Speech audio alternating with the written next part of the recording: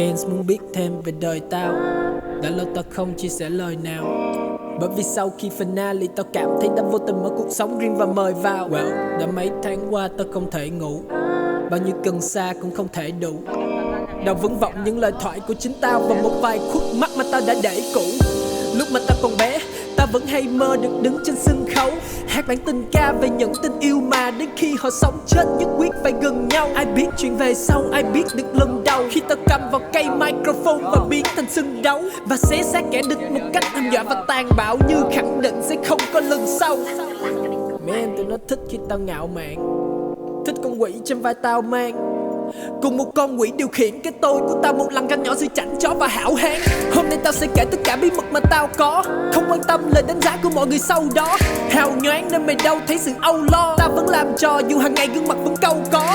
Âm nhạc rồi phải tính sao tốt, mấy thằng ở dưới thì ganh ghét, còn trên đỉnh cao dốt. Nếu một ngày làm cho tàn thì phải chính tao đốt, nên những thằng hai mang nó không thích tao. Tốt man, tao biết mày muốn thấy tao chết, nhưng đáng tiếc không thằng nào có thể giết tao. Đời tao còn đẹp biết bao, có những câu chuyện chưa đến lúc tao phải cất lại để viết sau.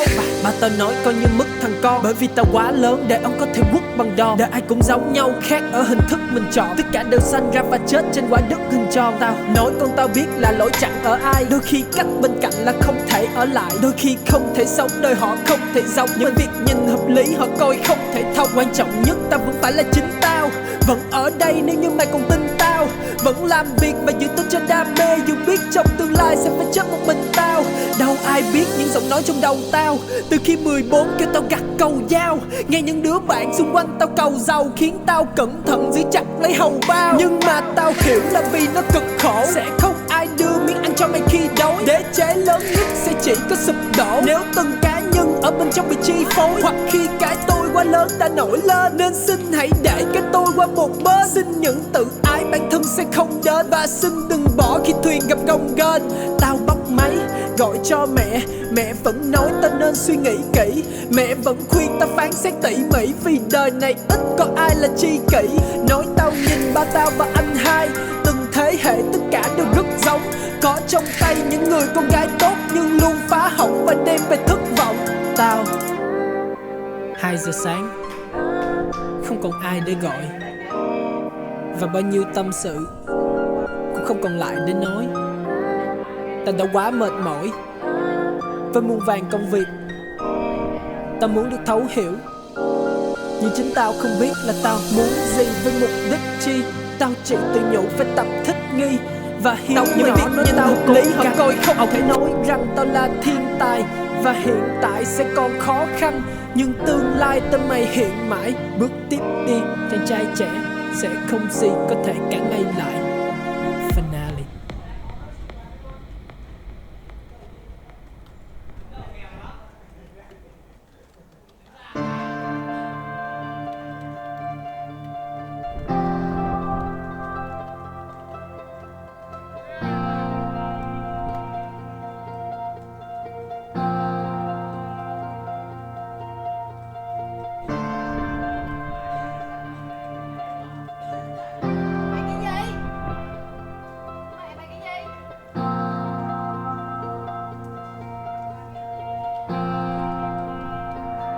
Và câu chuyện bắt đầu từ ở một nơi mà không một ai biết. Tao là một thằng nhóc mang nhiều tâm sự trầm lặng lấy giấy viết vào rất nhiều lời khuyên từ người đi trước, phần lớn kêu nó bỏ cuộc. Là một bầu thai không ai muốn có nhưng không nỡ lòng bỏ được. Và giờ thì tao đã đứng trên sân khấu ở dưới hò la. Lý trí nhắc lòng tự cao là đường tới đích nó vẫn còn xa. Mọi người thì hay dòm ngó và chỉ trỏ ra từng chướng ngại, nhưng bản thân không sợ đường khó, chỉ có sợ là chọn đường sai. Nên nếu mày đưa tao con mày thì tao trả lại một buổi biểu diễn mà mày không thể quên. Cho những người đã bên tao khi gặp trở ngại, thứ lỗi tao không thể kể tên. Có những người mà tao phải bỏ lại, xin thứ lỗi đã không thể kề bên. Những con tim mà tao đã phá vỡ, tao xin lỗi vì sẽ không thể đền. Bởi vì tao lớn từ nơi được dạy không thể tệ bạc với người yêu ta, và khi gục ngã thì chỉ đứng dậy bước tiếp và không kéo ca. Tao không tin vào thần thánh, nhưng tin quả báo tìm kẻ cần đánh. Cho đến khi đó khi tao cầm mic là khi tao bay mà không cần cánh. Sing it, sing it. Now I can never promise you about tomorrow, because that's something I can never know. said the money gonna come and go, but are you there with me at the end of the road? Now I can never promise you about tomorrow, because that's something I can never know. They said the money gonna come and go, but are you there with me at the end of the road? Nếu như tao rap đã không ai nghe, nếu như tao rap đã không ai nghe, cho mày thấy hết và không bao che, cho mày thấy hết và không bao che, cho mày được biết tuổi thơ mà tao có, mỗi lời mà tao viết nỗi đau đằng sau đó, mỗi đêm những ác mộng trở thành những tác động. Liệu rằng mày sẽ nhìn tao bằng con mắt khác, hay mày bác bỏ và nói ta không chất phát? Nếu thành công không đem ra so sánh, có lấy lại những người bạn tôi đã mất mát. Nếu tao không xem âm nhạc là tất cả, thì cuộc đời tao sẽ không còn vất vả. Và nếu lời nói của tao không thực thà, thì những cố gắng kia họ có vất vả. Và nếu một ngày mày chợt nhận ra tao không hề giống những lời mày bật ca, và tao không bao giờ để cho ai biết được những bí mật như nhà ảo thuật ra. Tao xin lỗi vì tao không phải thần bảo mà mày muốn. Tao xin lỗi vì những ngày vui quá ít để có thể lấp đi những ngày buồn. Con xin lỗi vì con đã trưởng thành đi quá nhanh. Con xin lỗi nếu ba không thể tự hào về con người con trai ba đã thành. Anh xin lỗi anh không làm như những lời mình đã hứa.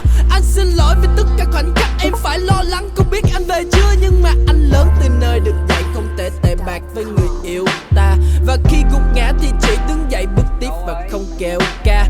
Anh không tin vào thần thánh, nhưng tin quả báo tìm kẻ cần đánh. Cho đến khi đó, khi anh cầm mic là khi anh bay mà không cần cánh. Sing it. Now I can never promise you about tomorrow, because that's something I can never know. They said the money gonna come and go, but are you there with me at the end of the road? Now I can never promise you about tomorrow, because that's something I can never know. They said the money gonna come and go, but are you there with me at the end of the road?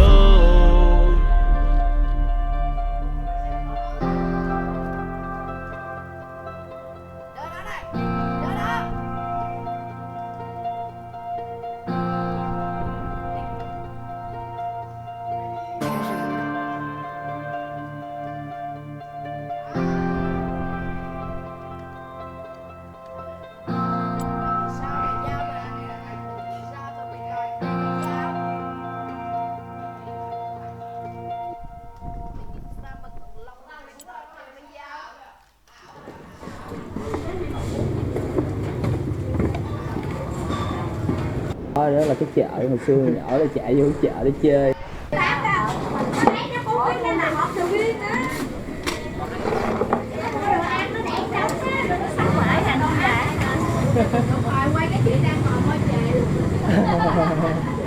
Chỗ đó bán chè, bán ốc. Giờ chưa có đi rồi.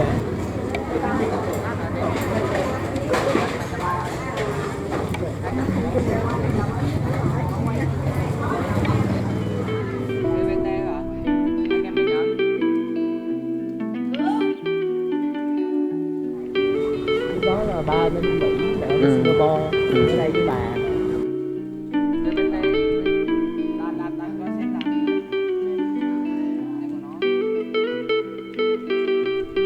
Rời xa từ khi tao còn nhỏ tí, có phải thằng bằng tuổi tao nó cũng chẳng còn nhớ gì. Mẹ tao khuyên tao con ơi con phải lo chi, chuyện ở bên kia đại dương có kẻ lấy tiền bỏ ví. Nhưng dòng máu Việt chảy mãi mà không nuôi, nếu không là rằng tại sao phải sợ hãi và cong đuôi. Hận thù bao lâu sẽ có ngày xong xuôi, và tao đã được mẹ tao dạy là không lừa dối và không làm thinh. Vì một ngày người bị ức hiếp hôm trước có thể đó chính là mình. Tao không phải hổ báo cũng chẳng phải anh hùng, tao chỉ biết khi cầm viết không ghi lời manh mung. Tao không muốn phải lên tiếng chỉ để biết là quá muộn. Thấy kẻ đứng lên chỉ để bị đánh ngã xuống, nên tao mang theo hành lý chứa đầy những lời ca buồn. Về nơi tao đã sinh ra đi tìm thứ mà ta muốn là chỉ một lần để được nói con yêu mẹ, một lần để được trở về quê hương, một lần để được sống với tuổi trẻ. Chỉ cần một lần dù có chết trong đau thương, tao chỉ xin được một lần tất cả có thể hòa bình. Một lần với dòng nhạc mà ta yêu, một lần có thể được làm chính mình. Chỉ đơn giản không cầu kỳ cao siêu. Let me hear one time. Sống tại Sài Gòn thì đến tao chết tại Sài Gòn. Let me hear one time. Sống tại Sài Gòn thì đến tao chết tại Sài Gòn. Let me hear one time, one time, one time. Sống tại Sài Gòn thì đến tao chết tại Sài Gòn. Let me hear one time, one time, one time. Sống tại Sài Gòn thì đến tao chết tại Sài Gòn. Let me hear it. Đó là khi tao thấy trước nhà tao treo bảng rao bán. Đó là khi tao thấu hiểu những gì mẹ tao than. Đó là lúc tình yêu của tao gặp rào cản. Tao phải rời Sài Gòn đi Mỹ sau 6 tháng. 7 năm qua nhanh, rồi mọi thứ thay đổi. Nhà tao chủ khác, màu cửa cũng thay mới. Thằng bạn giang hồ giờ làm gì cho con chơi. Người yêu cũ tao chắc đang yên ấm bên bạn đời. Giờ tao cũng hạnh phúc với những bài nhạc tao viết cho tao. Không hề giả tạo, tụi tao tạo nên ếch và báo. Không nghe lời thằng nào để bày tỏ suy nghĩ của tao. Có lúc cược tiền bạc để ước mơ được làm giàu. Có lúc cược thời gian, cũng có lúc phải cược máu.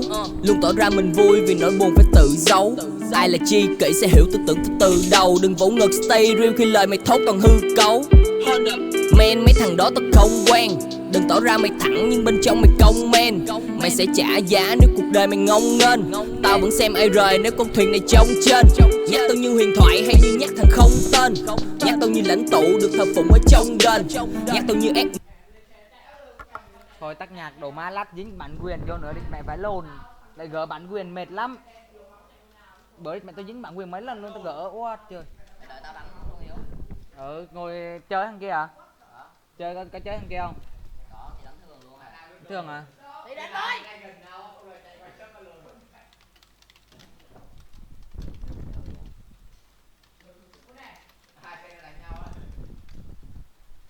Quá là phát lắm.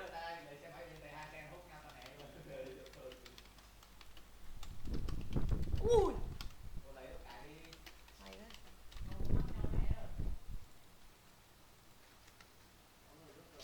Con lồn này chơi, con lồn này chơi gớm lắm. Chơi với dao. Trang ăn ba chả. Mày nghĩ sao? Xíu xíu cho đánh với nha. Nha. Vô cánh tay em trời. Nghe đứt thôi sợ lộ. Gì?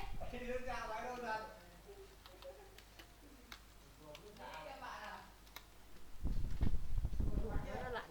Ôi mẹ mới có vạn năm mà. Ui mà chiến thắng kìa. Thua kìa. Ôi nó thất bại. Đây nó có ạc kim cương á. Ạc kim cương nó chơi gớm á. Đây nó mới tạo lại cái cài thuê á.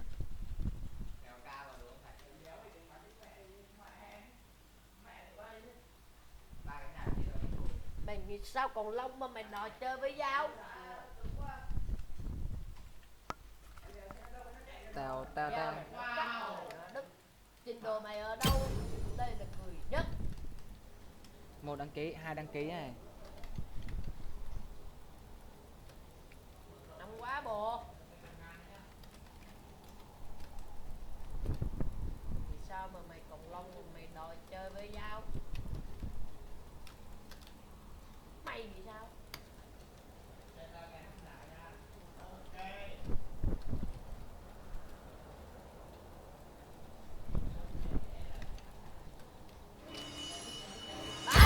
Mẹ ngu dữ. Đau. Đồ mẹ nó tay đâu Đồ hay à? revenge gớm hí. Ơi. Red Blade show. Wow, xa rồi. Mẹ đồ nhé.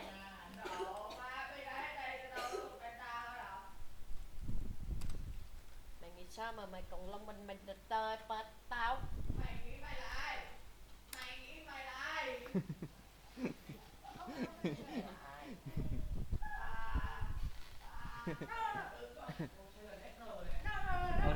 Ông lồn hôm qua ngủ trên phòng trọ nhà hàng sang á. Tiếng ông lồn nãy giờ nói là mày nghĩ mày là ai?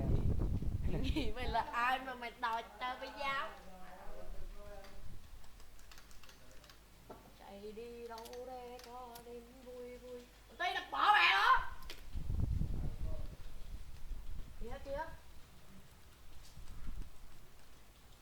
Chơi BOBG chơi sao ta? Như đục kích rồi. Mày có hát không? Không. Mày nghĩ sao mà mày đòi tao với dao? Mày nghĩ sao?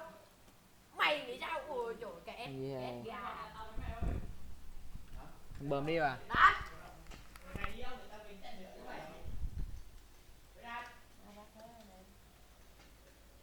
Má ngồi đợi đù luôn đấy. Nó chạy qua góc này gọi tiến. Là tao vậy hả? Xong rồi tao trèo cổng ra đây. Đi con mẹ ngu luôn. Không hay không? Đợi đánh đấy nha. Trời. Đánh chung luôn cho vui. Mày chửi gì? Hả? Mày chửi gì mà mày đòi chơi với dao? Đánh một tem đi cho rồi. Đánh một tem luôn. Đừng nói hay quá để dính cái sắc mẹ đi. Ui. Ui. Ui. Ui.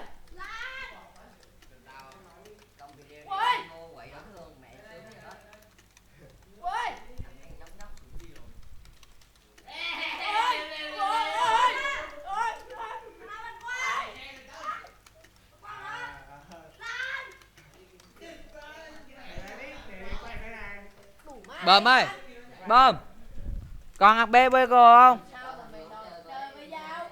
Còn giữ cho nó đạn nè. Đánh hay lắm á. Múc chết mẹ đó. Đánh ngu chết mẹ. Ben kìa. Chính ngủ vẫn lồn ra. Thôi mất Ben rồi. Gì đâu, gì này. Ben đi xa quá. Đâu mẹ? Đánh trụ đi. Ben ơi, Ben. Ben đâu? Qua đâu? Rồi điện thoại để có qua. Đồ.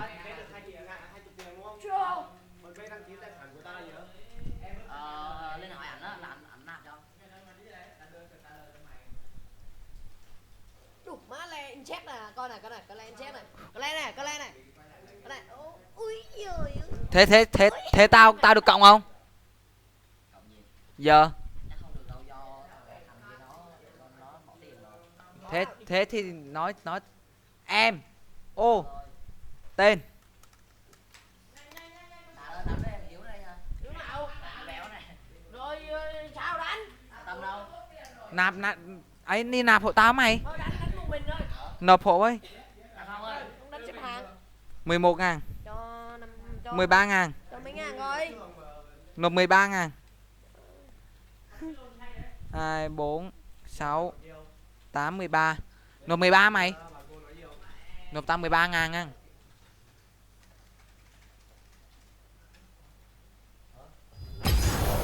Tên gì vậy? Hiếu.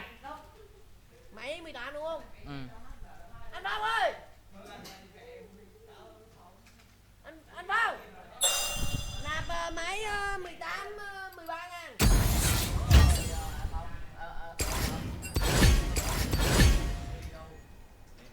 Đây có 4 thằng à. Đạt. Cho đạt mượn nè. Ranh gì? Ranh gì anh đánh? Đánh động đánh cho vui. Đây này linh hoạt. Đồng em đồng đoàn. Bạch kim. Tiến động bạch ranh gì? Mày vô đây, tao mời rồi đó. Rồi vô rồi. Tao đâu bạch kim mấy? Bạch kim 5. Đến trường buồn chết mẹ. Sát thật. Lường Tiến được 3 người xem. Gì? Trước em chơi ăn giờ em bận rồi. Con cặc. Đồ mẹ vô nhắn tin mất dậy. Đừng có ban nha. Địt mẹ mày chơi. Điên à, mày ban tao mới bị. Mày không ban thôi chứ. Hả? Không sao hết đó, mày ban tao mới bị. Mình để biểu tượng đồng đoàn. Mẹ một cộng đồng liên minh lành mạnh mà cái gì thôi.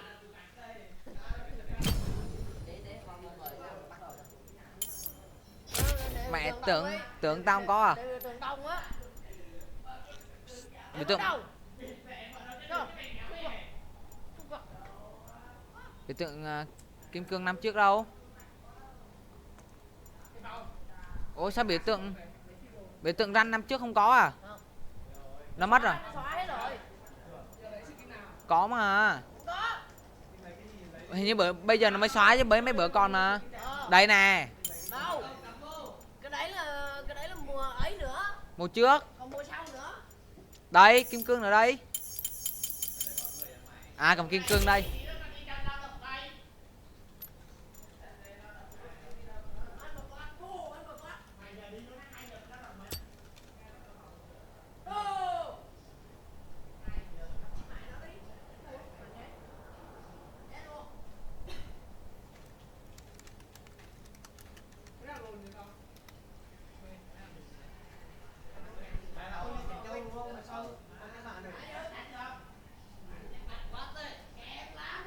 Mời tao đi.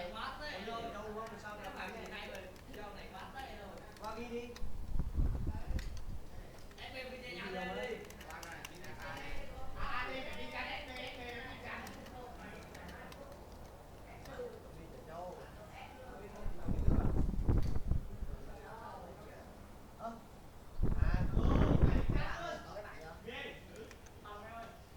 Mời mời em ơi.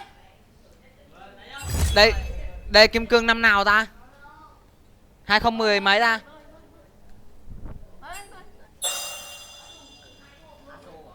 Vô gắn tem cho. Ê, ai SS gì kìa? Để cho đặt ăn được nè. Đủ à? Mày đủ à? Tạm biệt em nhé. Chắc anh sai. Đáp với.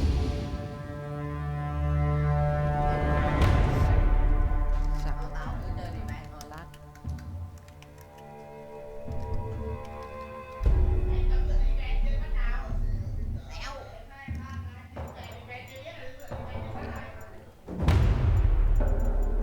Cầm con gì ra, Nami hề? Hay Thread, cầm Thread vô quậy sướng.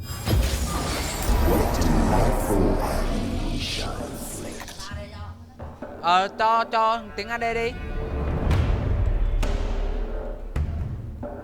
Ở đây con cúp này.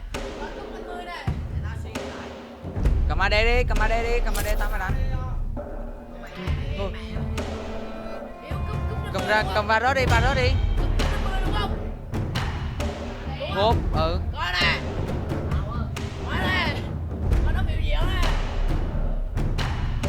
Đi, đi, đi, đi. Không, cúp không? Nó độ lên hết rồi, độ nhà máy hết rồi.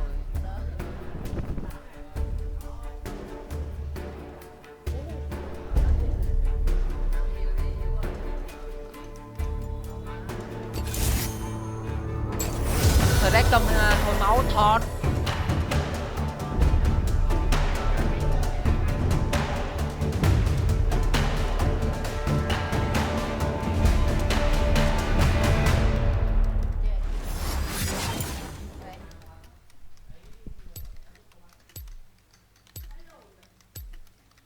MOD skin LL Pro 2017. Cầm vay mày. Vậy cho vui. Đồ mày Má cầm cầm cho cho bạn rồi.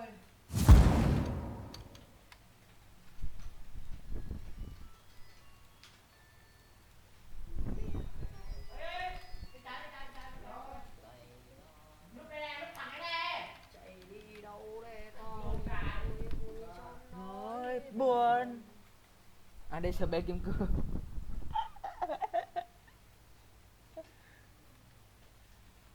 Ảo thật. đốt thuốc ghê không nội. Em lâu lâu. Bao lâu rồi? Lát mua gói mới. Đúng không? Em mua mà anh mua. Đúng không?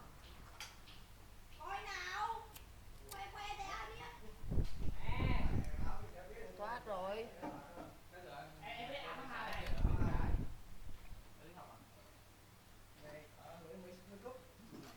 Đánh thằng đây này. Mấy thằng đây này. Một Akma. Để liên minh xem sao rồi. Hay không? Để xem Kadia. Ô.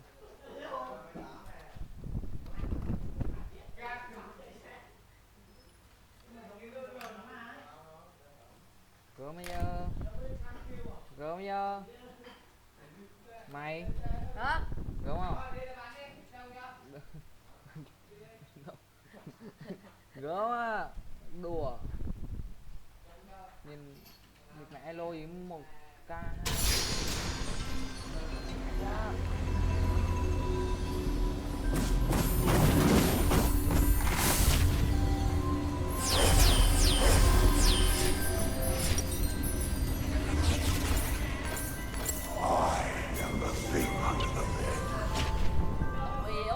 Hả? Cướp rừng ơi. Welcome to Summoner's Rift. Không đâu. Torment comes in so many flavors. 30 seconds until Hai thằng red minions solo nhau, spawn. cùng mắt thằng red nó có một ít bạn trí về luôn. Ê từ từ.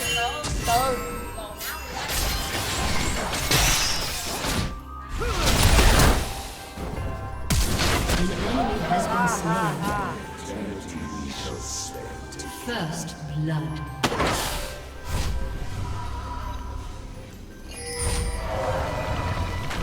Như game hôm qua luôn rồi. Minions have spawned. Lost souls.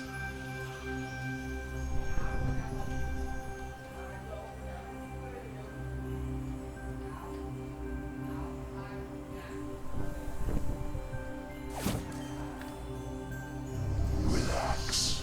Just let Nan red.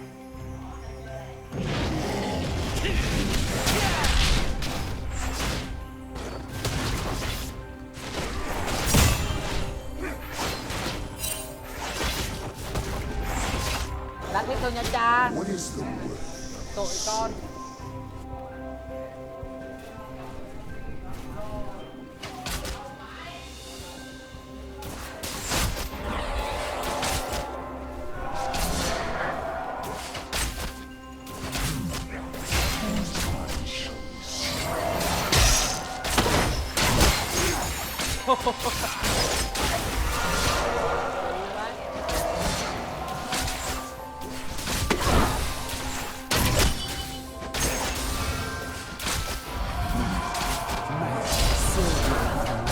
Đây nó mất tiền máu rồi. Ngon.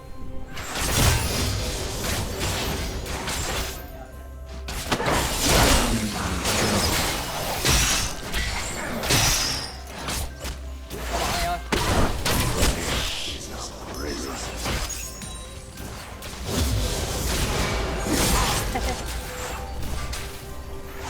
Mày không biết bố mày bét thì bét. Bét đi lên.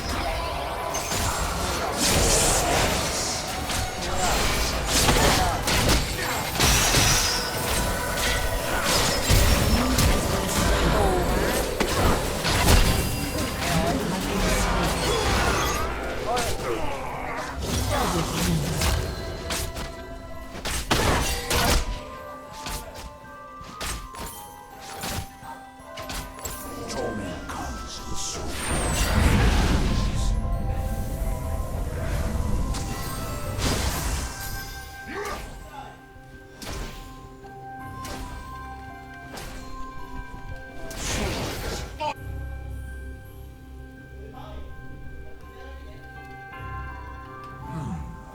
Whose mind shall we snap?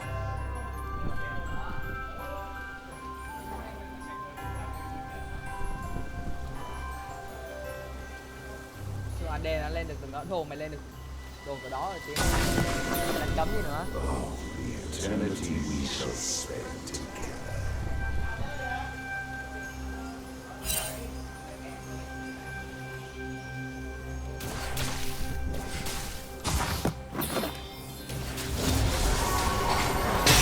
Cái gì vậy?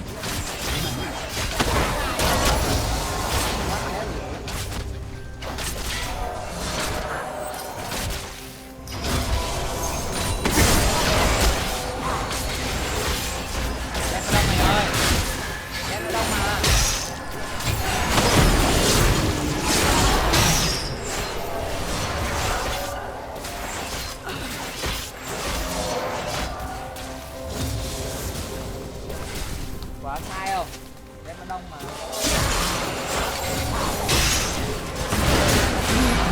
Rồi.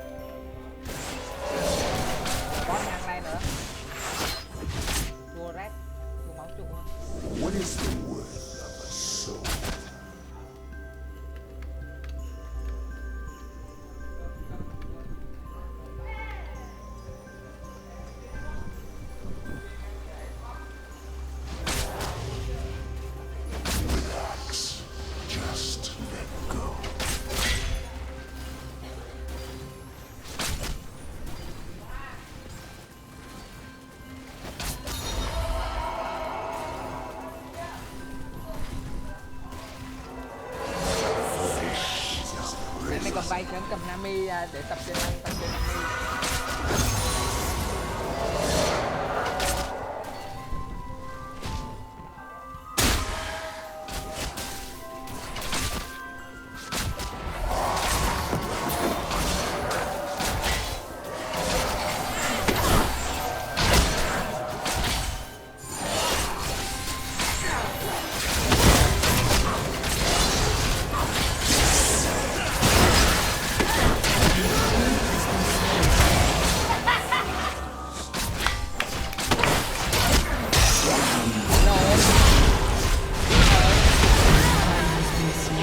Tao nhấn E lộn mẹ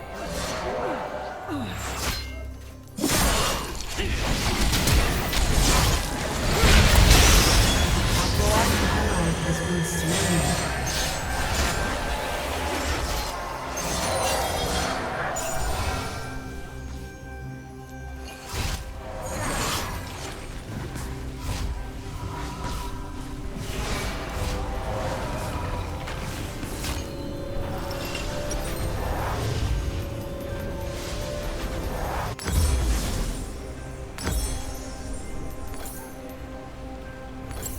Relax. Just let go.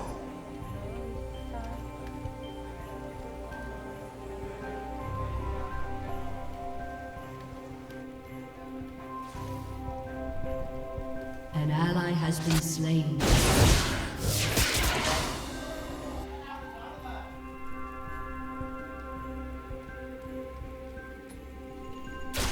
What is the word? công ty mẹ ơi.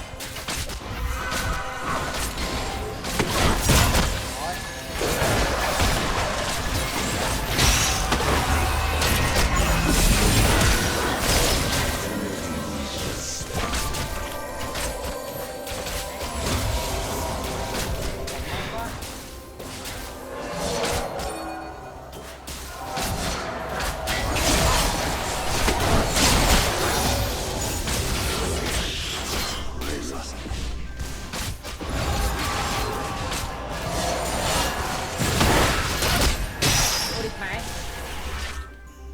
Lộn víu Em bên thẳng trên nhiều lại này.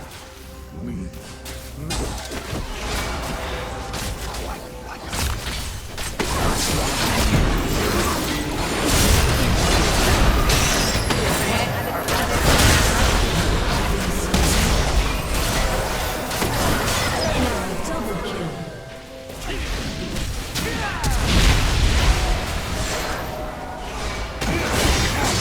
Ồ. Thấy rồi nha Phong. Has been slain.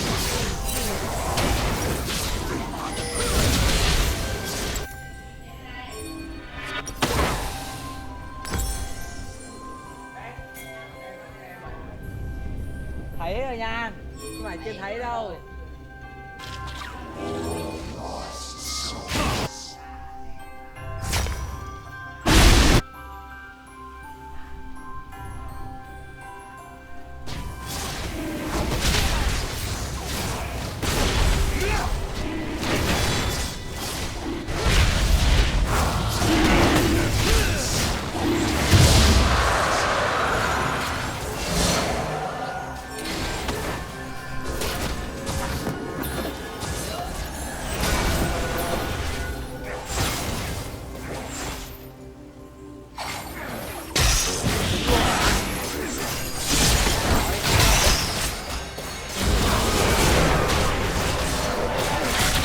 An enemy has been slain. Enemy double kill. Nãy mẹ cái pha kia lỗ á.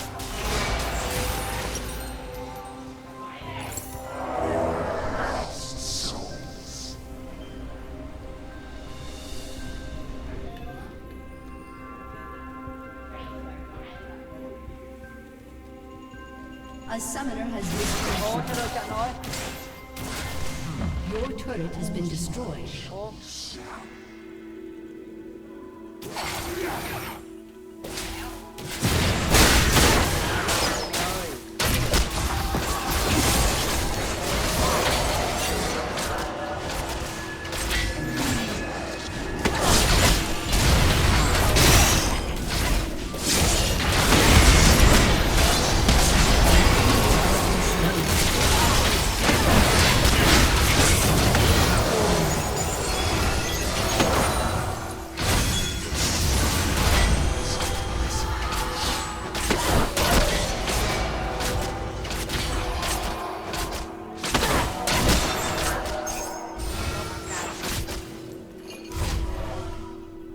Đổi máy đi.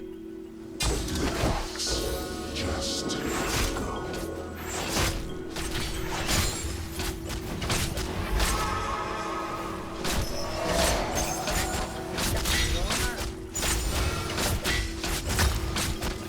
An ally has been slain.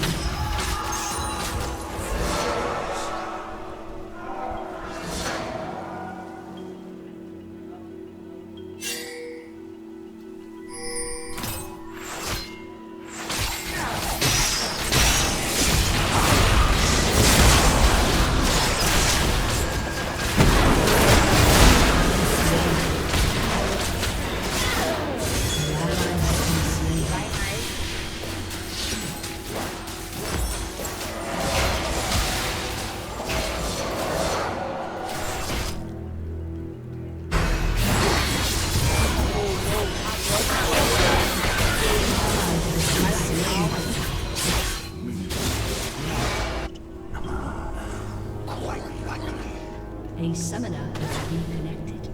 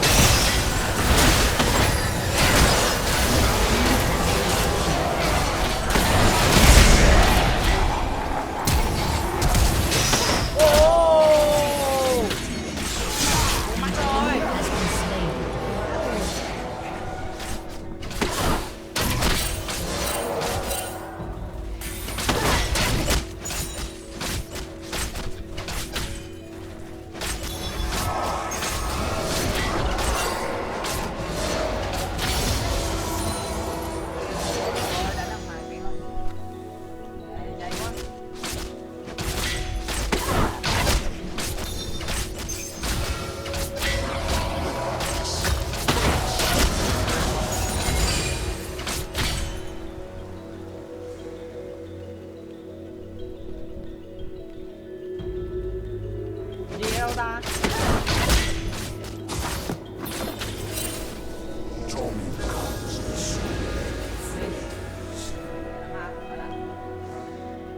Đang biết không? Đang biết làm kèo chơi.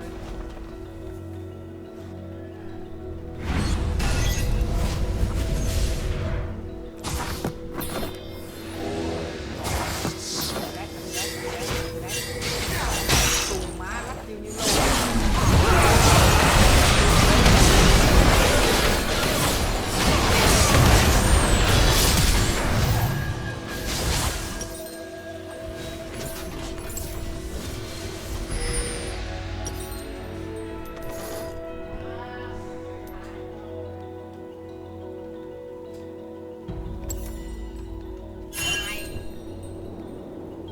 An ally has been slain.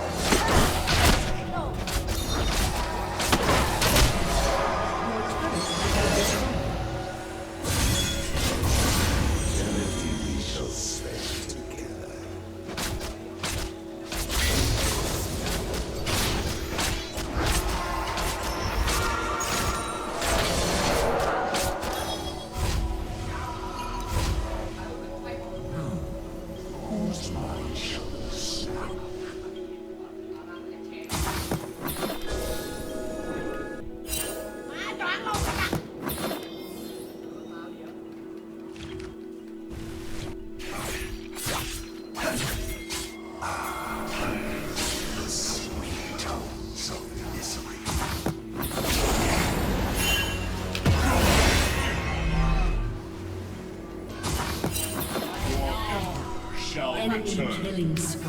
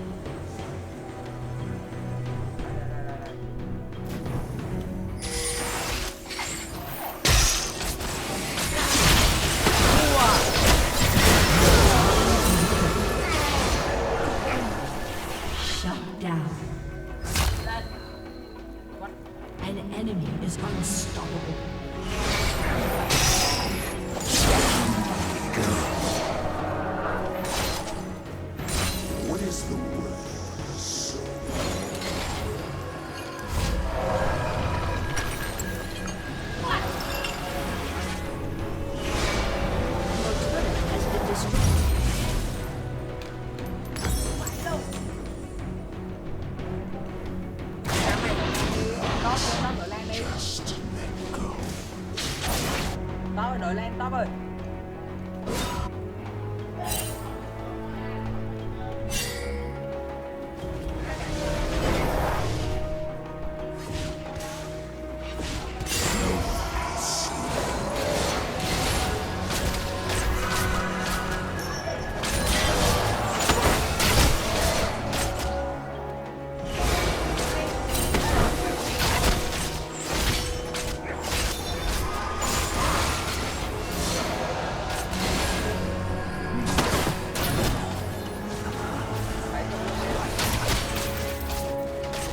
An ally has been slain.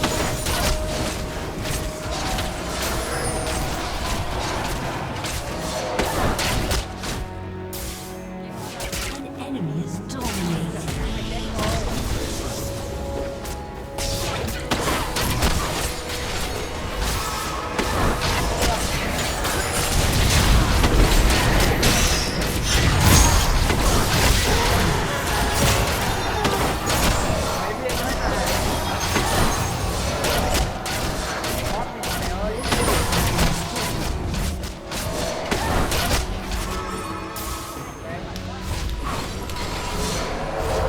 Your turret has been destroyed.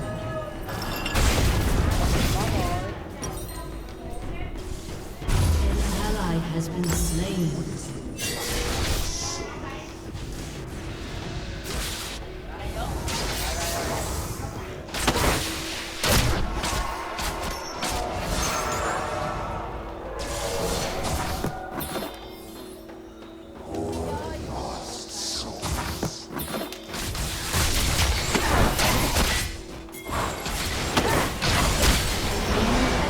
slain.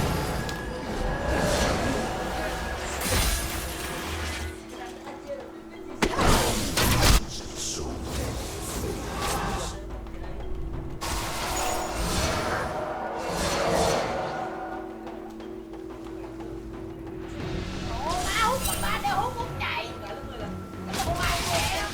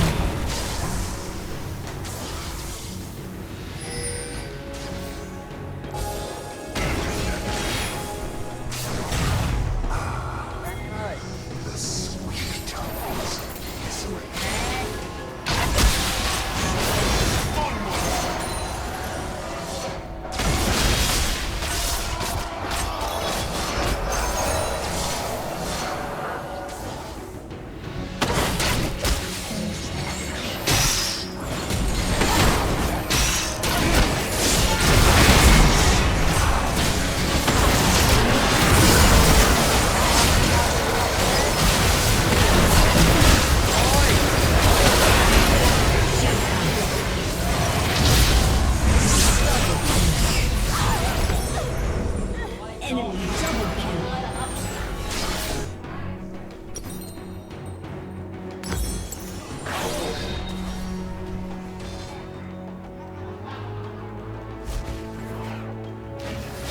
An ally has been slain.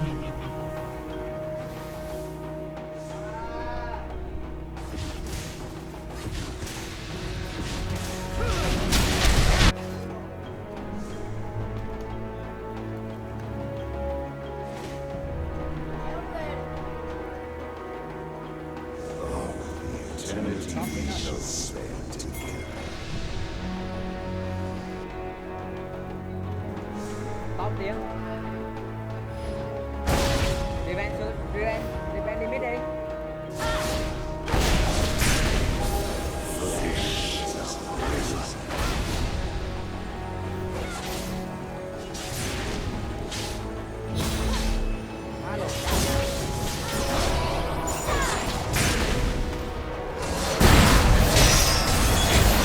Has been slain.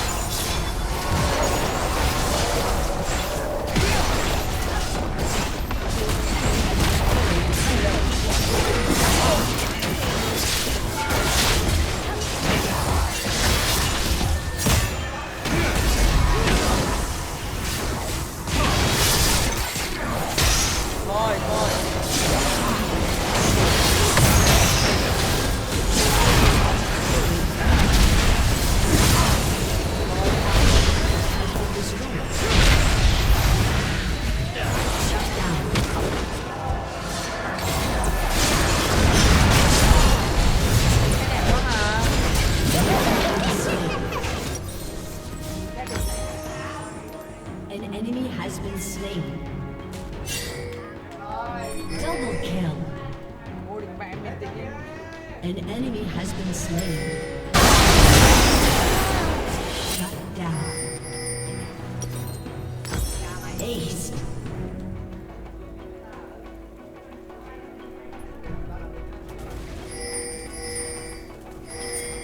Mất mẹ chủ rồi. Has been destroyed. Mất đồng lam nữa rồi.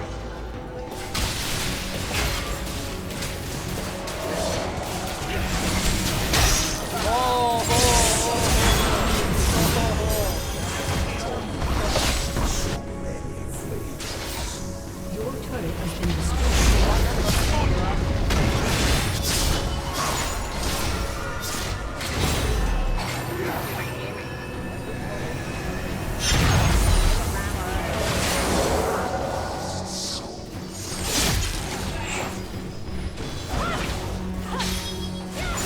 They said the money gonna come and go, but are you there with me at the end of the road? Now I can never promise you about tomorrow, because that's something I can never know. They said the money gonna come and go, but are you there with me at the end of the road?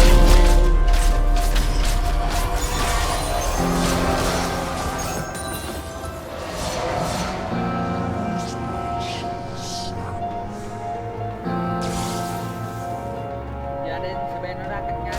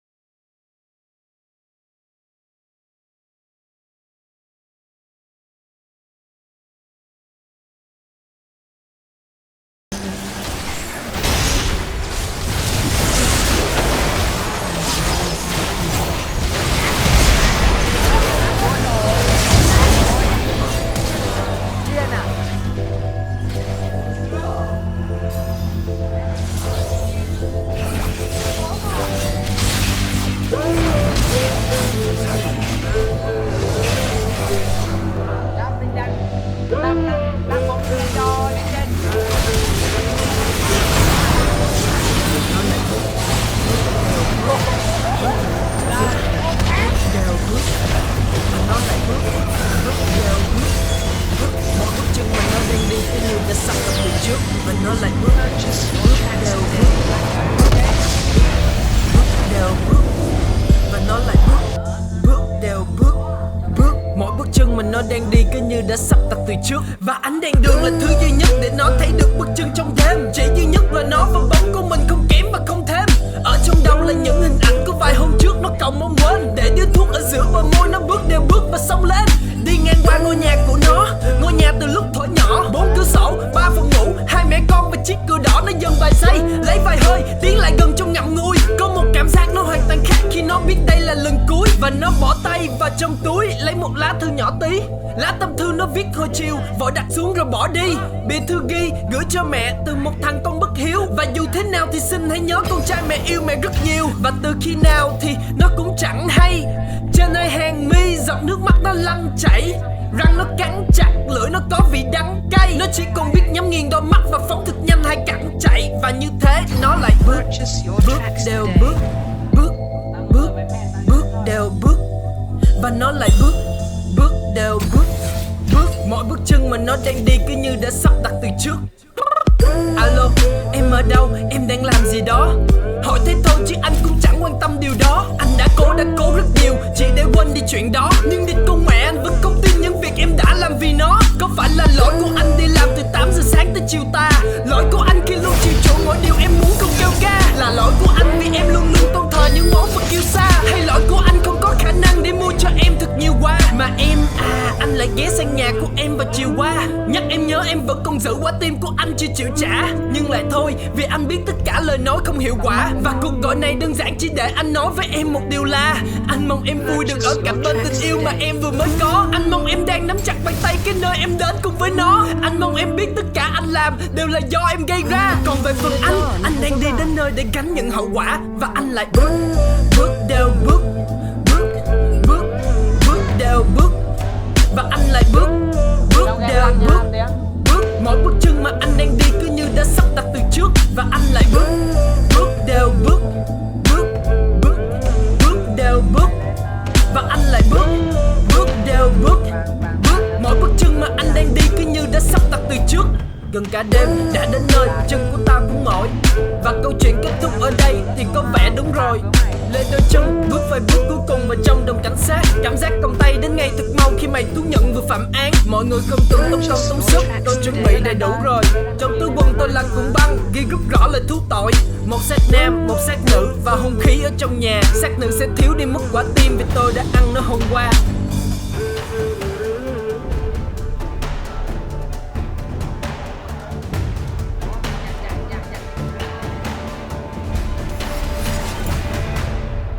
Luôn cái nổ hả? Đúng không? Đúng rồi, nổ. Một chiều mưa trong lòng anh thấm bao nỗi sầu. Dù không đau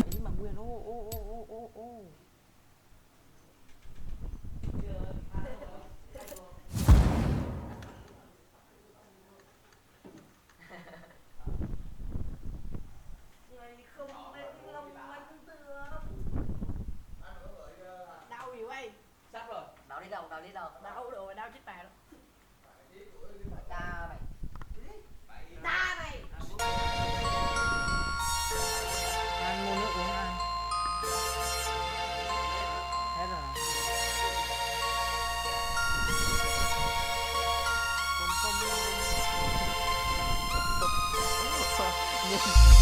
Để tao dắt mày về miền Tây cho mày nghe tiếng đèn cò. Nhưng mày đừng có ngạc nhiên khi quay cọp đứt vui bó bó. 15 tuổi cầm nài chuyên nghiệp, tay nhấn ga còn chân đá số. Khu tao lượng mà nẹt coi chừng này mày quá cố. Để tao dắt mày về miền Tây cho mày nghe tiếng đèn cò. Nhưng mày đừng có ngạc nhiên khi quay cọp đứt vui bó bó. 15 tuổi cầm nài chuyên nghiệp, tay nhấn ga còn chân đá số. Khu tao lượng mà nẹt coi chừng này mày quá cố. Bao nhiêu năm ròng rã lăn lộn tư thần ở các trường đua. Này tao vẫn không cái gái xinh đẹp của mấy thằng khác thường cua. Từ Cà Mau đến Cần Thơ nơi đâu cũng có chiến tích.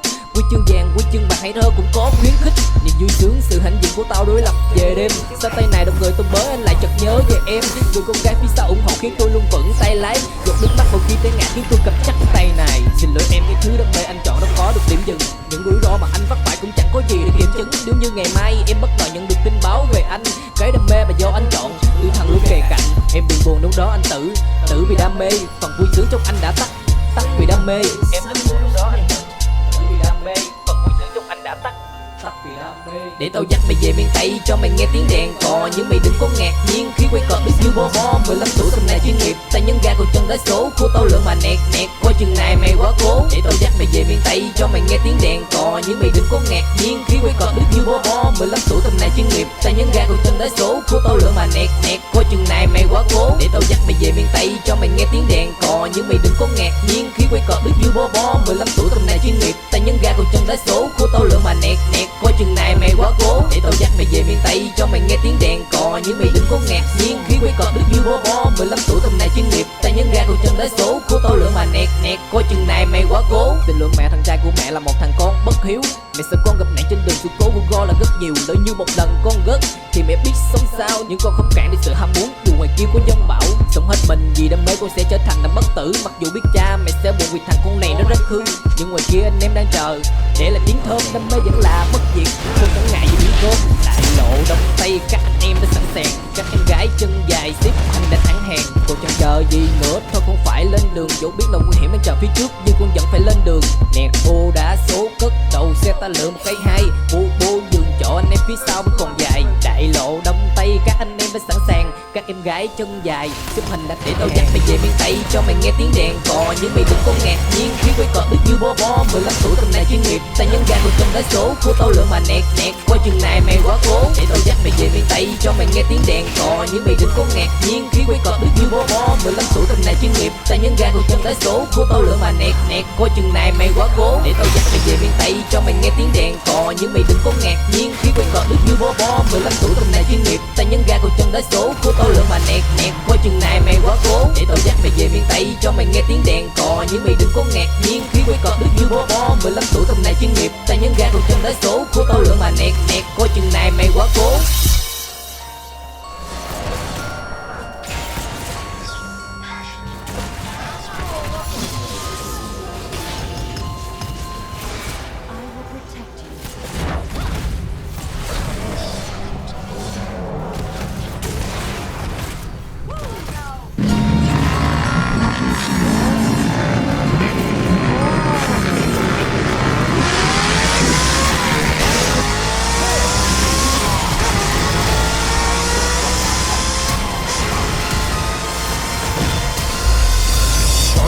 Racing boy, Việt Nam racing boy. Thích mày gọi tụi tao racing boy, Việt Nam racing boy. Khỏi cần hỏi để tao nói we are racing boy.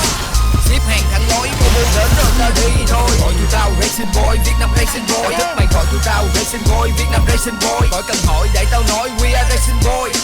Xếp hàng thẳng lối, cô bu đến rồi ta đi thôi. Nậu máy nẹt bô đá số lên đầu, tháo máy rap vô đơn giản của tụi tao đam mê tốc độ. Cọp của mày nói được bao nhiêu, này mày cứng thể hiện được bao nhiêu. Đêm này bảo sáng được bao nhiêu, khỏi cần hỏi cứ theo tụi tao phiêu.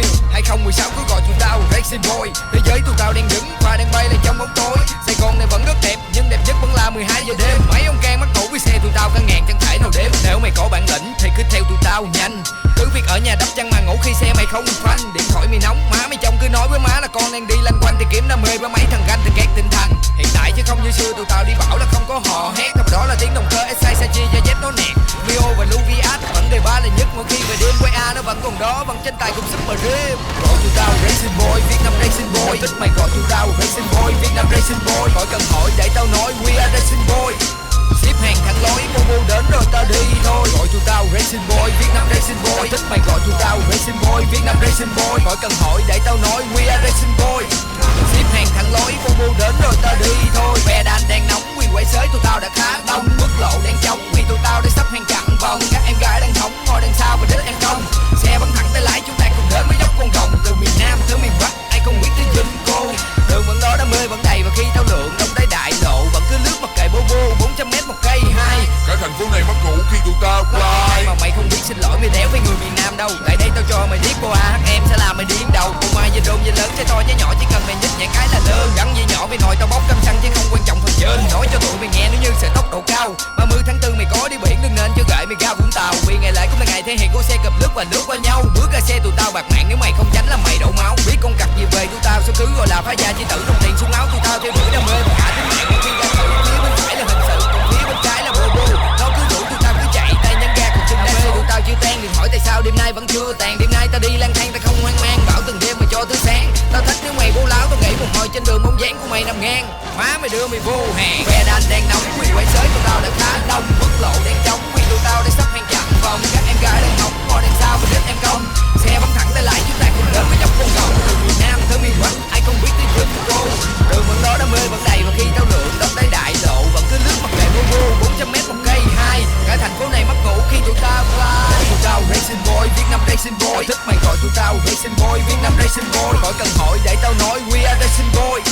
Xếp hàng thẳng lối bô bô đến rồi ta đi thôi. Gọi tụi tao racing boy Việt Nam racing boy. Tao thích mày gọi tụi tao racing boy Việt Nam racing boy. Khỏi cần hỏi để tao nói we are racing boy. Xếp hàng thẳng lối bô bô đến rồi ta đi thôi.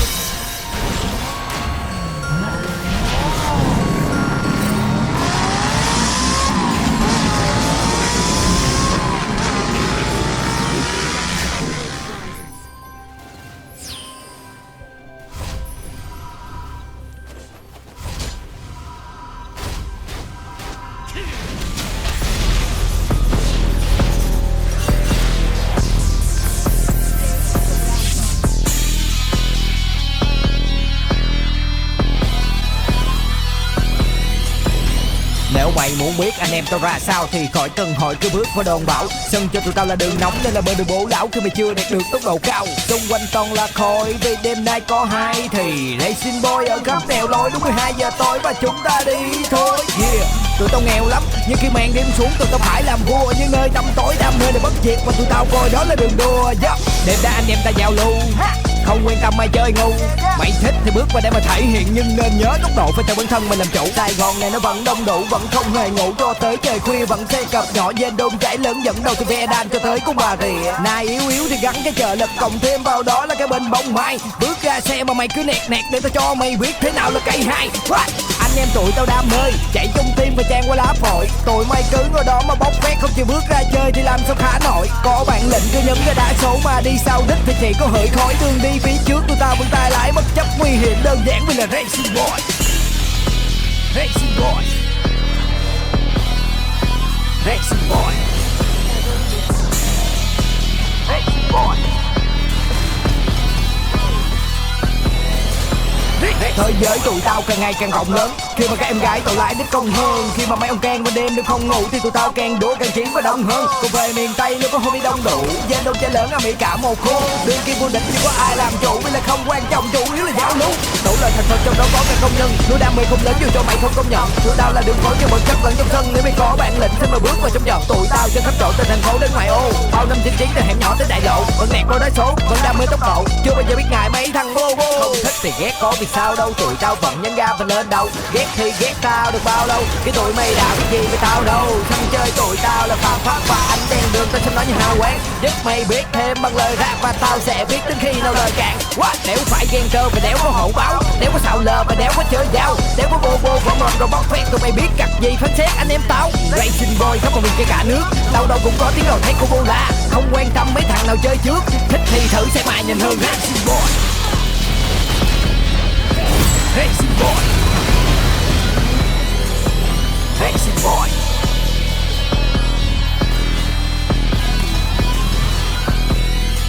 Racing boy.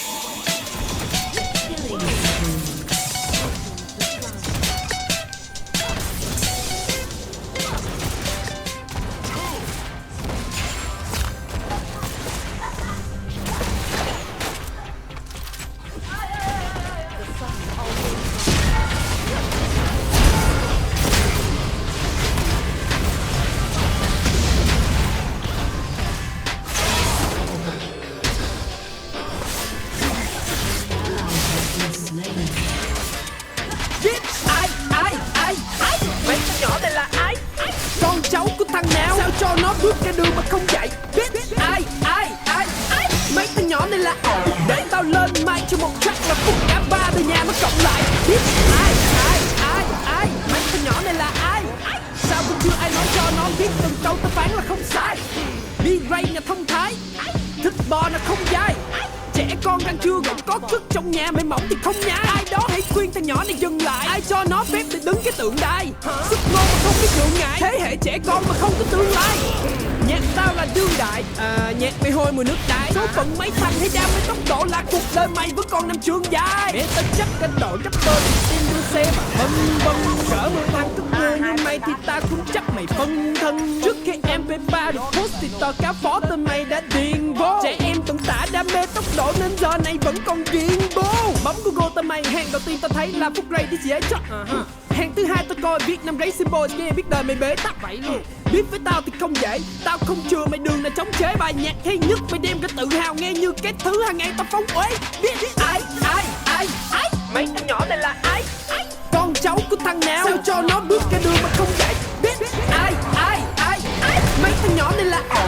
Để tao lên mic cho một track là phút cả ba đời nhà nó cộng lại. Biết đó mà em đã đi khiến cho tim anh đau nhói. Và rồi tự đủ là cơn ác mộng rồi sẽ tỉnh dậy mau thôi. Chỉ xin em nhìn vào mắt anh phải chắc em có điều gì khó nổi. nghe cách mày gặn cái chữ mà rap nhảy lâu chết mẹ nó đi cho gội. Cái tụi đi mẹ cái thằng sống lỗi. Cái bà nội cha mày racing boy. Tao chờ cái ngày mày ăn bê tông khổ ba khổ má mày thấy mà tội. Có đi ra đường tao khuyên thực lòng đừng mang bảo hiểm hay là nón cối. Cái ngữ đâu cứt thì vào toilet tìm cái bồn cầu để lấy mà đổi. Rap mà không có động não, nói chuyện ngu mà lên giọng hỗn láo. Dạy dỗ không lấy mày một đồng nào. Đây là cách mà tụi mày cảm ơn tao. 2016 này tao phúc hậu, vừa ban thiện còn vừa ban phúc. Không lẽ tao nên đi rap cà rỗng như nhà đầu bếp thì gian can phúc. Nhưng mà chắc vào cái lúc đó thì tao vẫn viết và bỏ lũ chó vào nồi. Rapper xì tin bắt chước nhạc anh tưởng mình rapper gạo cội. Tết năm nay nhà nhà tưng bừng chào đón ông Phúc Lộc Thỏ. Còn Phúc Bú Tu hay Phúc BD là hai thằng Phúc ốc chó. Biết ai mấy thằng nhỏ này là ai? Con cháu của thằng nào? Sao cho nó bước cái đường mà không chạy? Biết ai mấy thằng nhỏ này là ai? Để tao lên mic cho một track là phút cả ba đời nhà nó cộng lại. Biết ai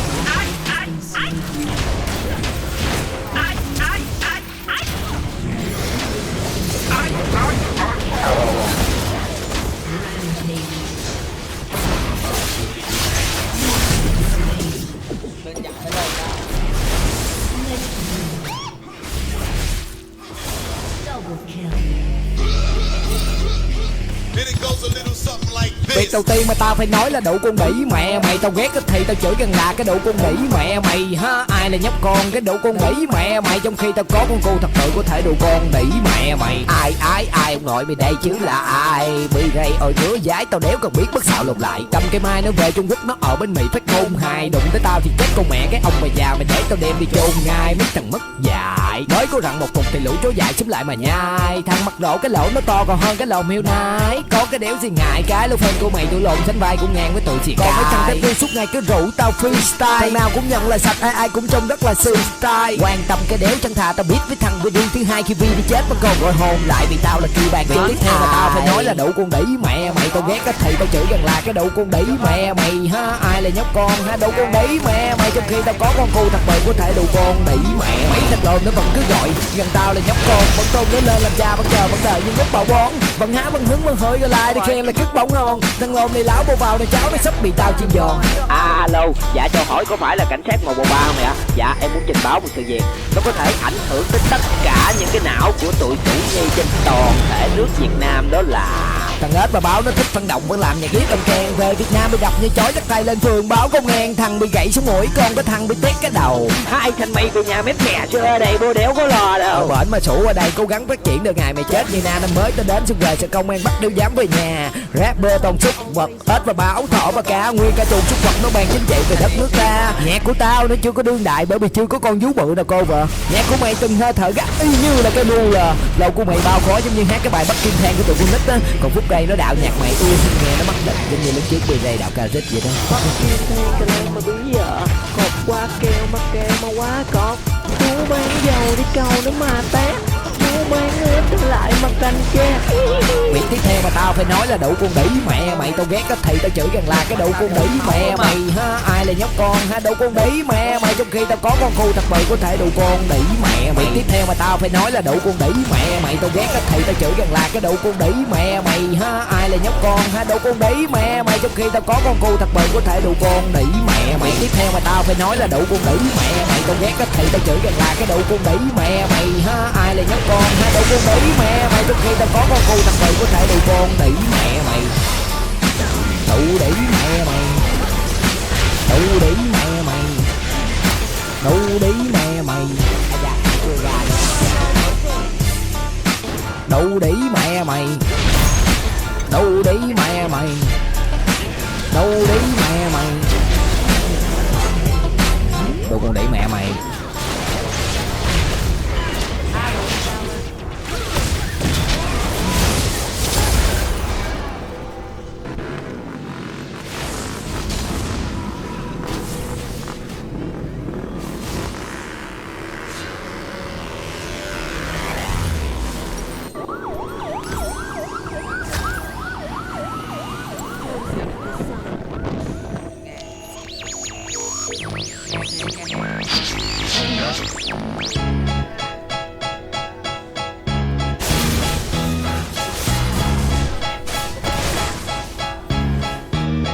This is Mixloud Production.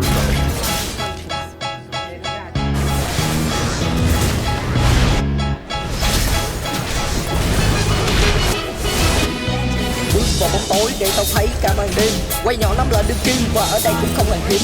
Chip ca xa lộ để phục vụ cho cuộc chơi. Tiếng bô cùng hiệu lệnh được sử dụng để thay lời. Mời về đất Cà Mau để tao chơi cho tụi mày thấy. Tốc độ hòa hơi gió để được cho đời tim bay. Nhiệt huyết hòa đam mê cho màn đêm thêm bùng cháy. Anh em đêm đèn bảo cùng quy tụ nhau về đây. Bông mai dân chính ly vào cuộc chơi ta cùng chạy. Mấy em mặc quần đùi tay âm anh ngồi cho sát. Năm tư thêm trợ lực anh lên xe để chinh phạt. Ga xe thì phải thắng tay cầm này đừng nhút nhát. Đương kim không kiềm chế thì coi chừng về cực lạc. Tiềm năng trên xa lộ vẫn đang chờ được khai thác. Núp gió và năm xương mặc kệ đời có sinh tàn. Bạch Dằng với Đình Bình sẽ đẹp nhất là đêm nay. Giao lưu cùng Bạc Liêu với giá gai ta cùng quẩy. Chế bảo ca cung đường chạy từ Nam ra chí Bắc. Nhìn cô Tây Ninh Bạc Liêu đang chuẩn bị rất tất bật. Đam mê là bắt diệt không bao giờ bị vụt tắt. Mấy bạn đừng thắc mắc tại sao đêm nay bão lớn thật. Đá số cùng bắt đầu xe lượn ngược theo chiều gió. Đêm nay muốn thức trắng ta cần thêm một chút cỏ. Ngắm nhìn chiếc Nova nó bay lượn màn đêm đó. Đổ bộ theo anh em ta tìm về với tốc độ. Quốc lộ sẽ không trống vì náo nhiệt trong đêm nay. Quay nhỏ và The Dream đã sẵn sàng một cây hai. Bobo mà không tránh chỉ hai từ là tắt đài. Mấy xe được đi bài trên đường dài đã sắp sẵn. Rờ răng chỉ lộ diện khi bầu trời đã tắt nắng. Quay cọp chỉ xuống phố khi màn đêm đã vắng lặng. Anh em đã hợp mặt trên một chặng đường dài. Năm tư lượn một vòng được hỗ trợ bình bông mai. Ngồi sau ôm cho sát là mấy em trên khá dài. Tốc độ và khối trắng sẽ làm chủ trong đêm nay. Bước vào cuộc chơi để tao chịu cho tụi mày thấy. Tốc độ hòa hơi gió để được cho đời thêm bay.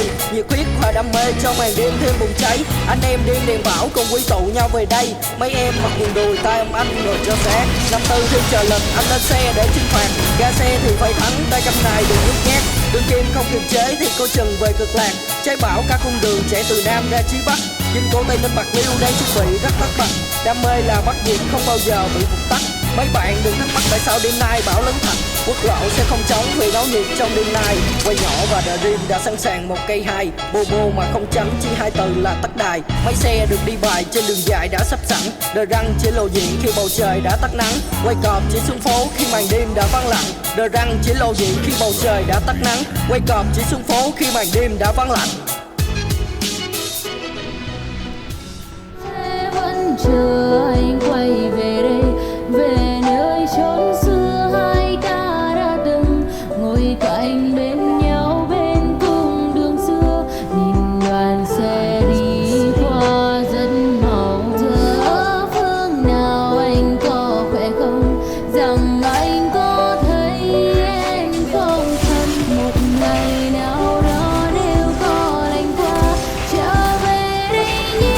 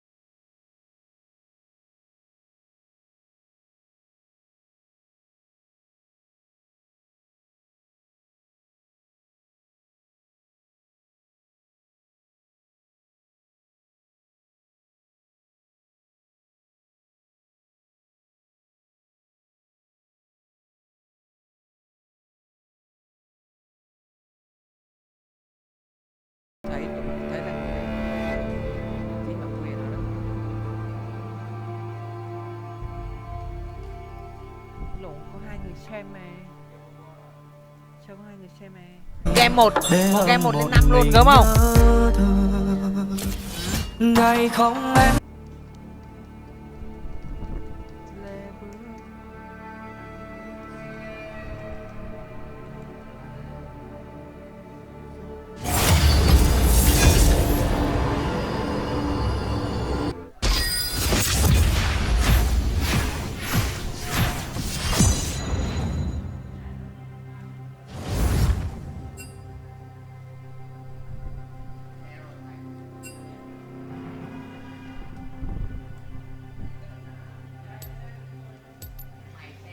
Đẹp chứ. Sợ ra support rồi.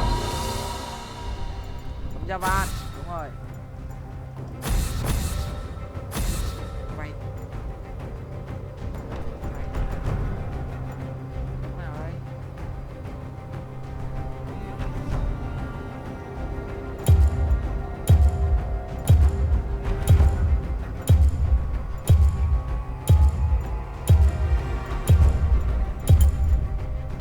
I recommend skipping.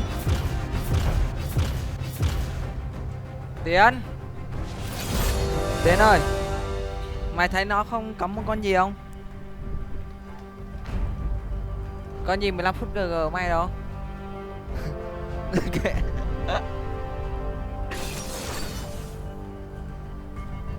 Đã lâu chơi mày.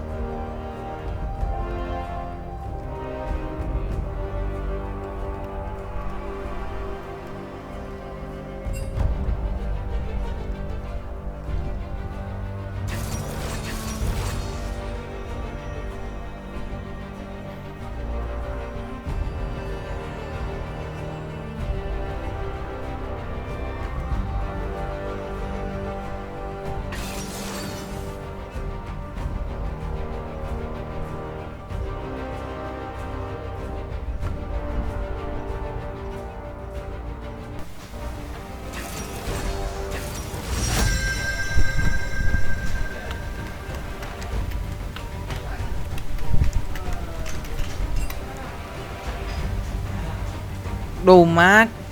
Tao chưa bao giờ support cho con gì đây? Rakan hả? Con gì đây Tiến? Đúng rồi, cầm Nami đi. I decide what the tide will bring.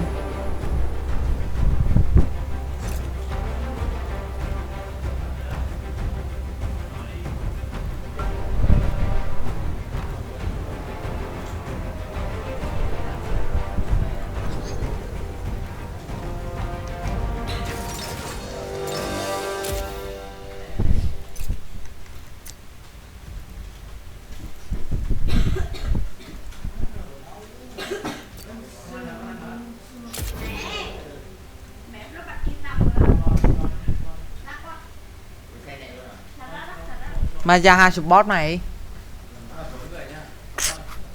Chịu thế.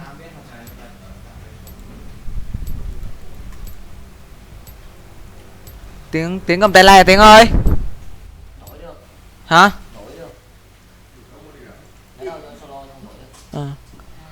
Vô alo đi. Vô alo tao mày nói có gì tao kêu tay lay cho dễ.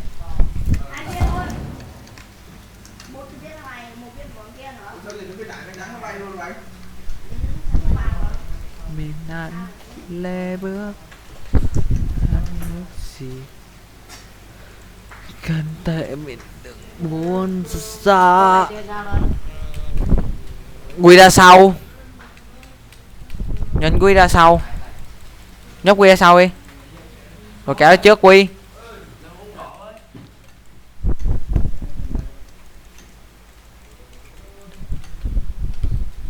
Nhìn lát nữa chơi ulti á, có ulti đó là kéo Quy ra sau rồi ulti xong rồi ulti về trước rồi lại kéo Quy về trước tiếp. Chạy theo em mơ phương trời xa lắm em ơi, người ơi, tình ơi.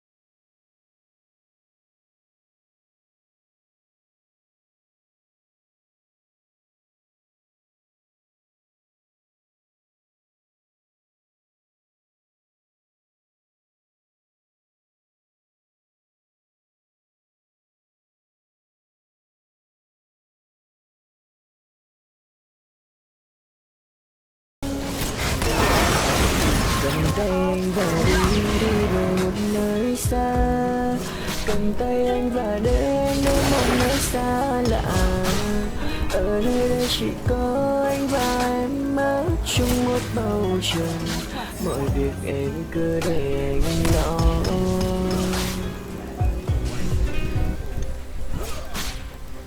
Cầm tay anh và đi về một nơi xa, cầm tay anh và đến một nơi xa lạ. Ở nơi đây chỉ có anh và em mãi chung một bầu trời, mọi việc em cứ để anh lo. You will learn what beauty truly is. Đây có một mana.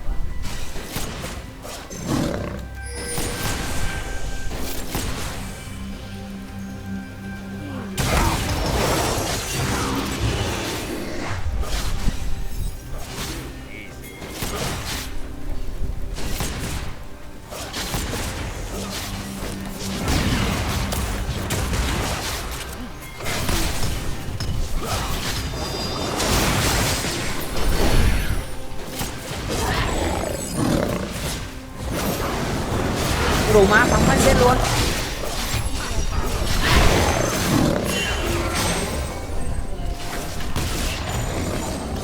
Lồn phóng ảo với lồn ra.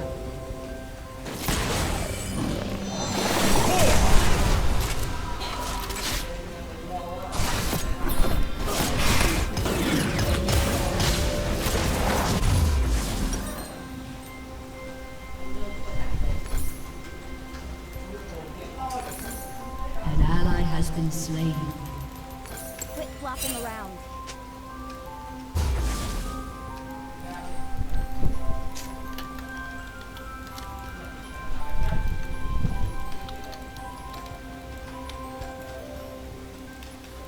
Swim against the current.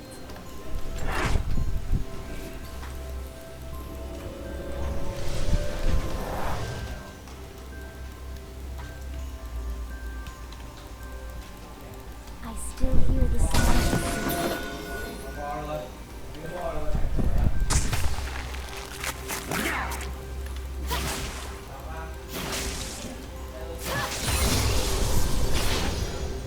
I will see my home again.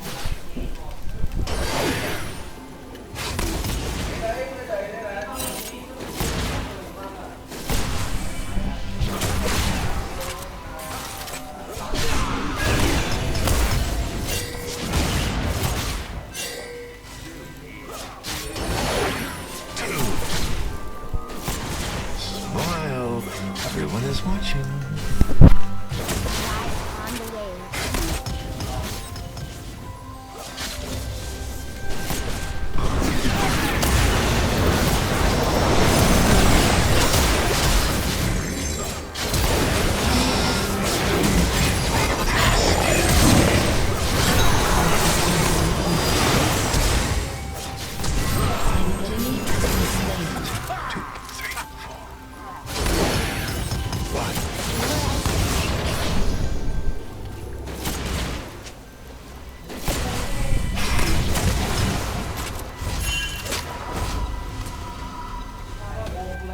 Tiếng rồi.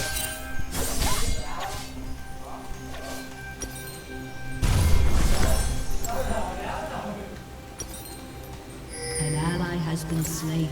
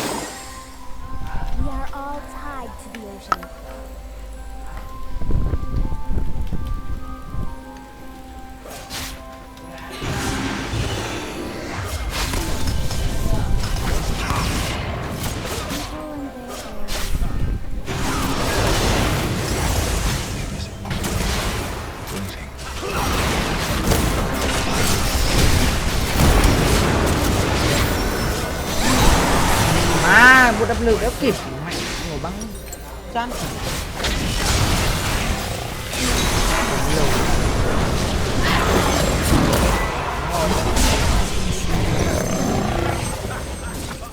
Double kill.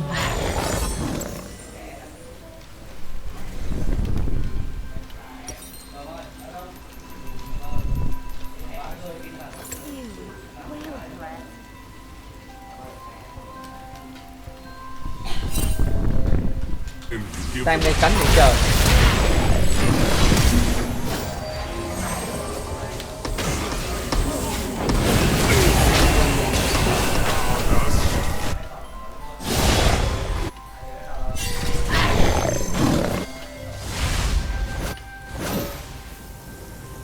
My quest.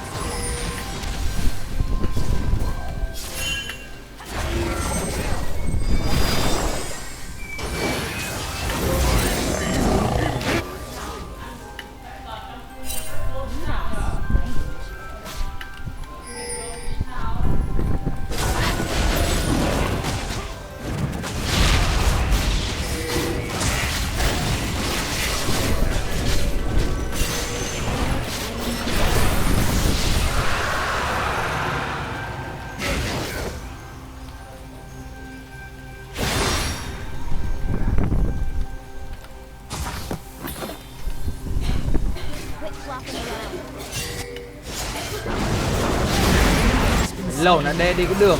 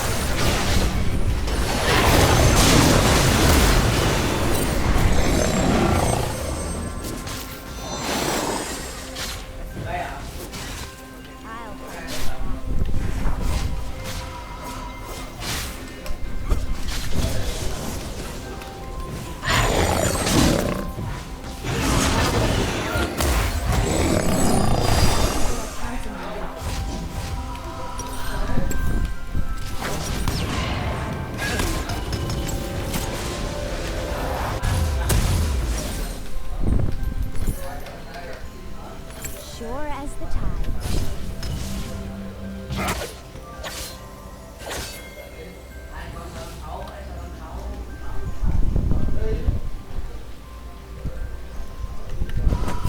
Swim against the current.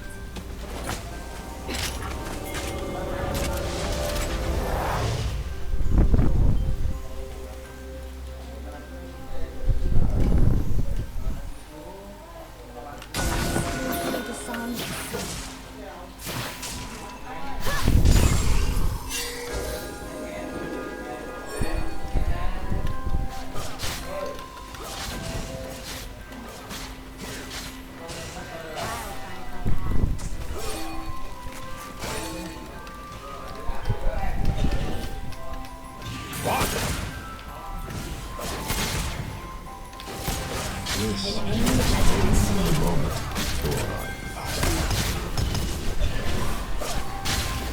Double kill. Shut down.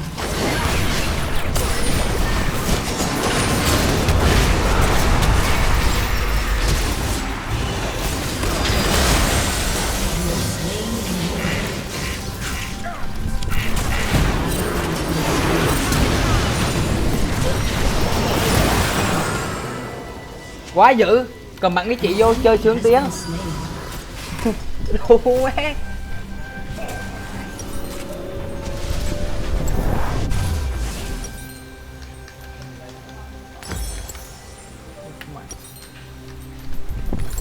still hear the song of the sea.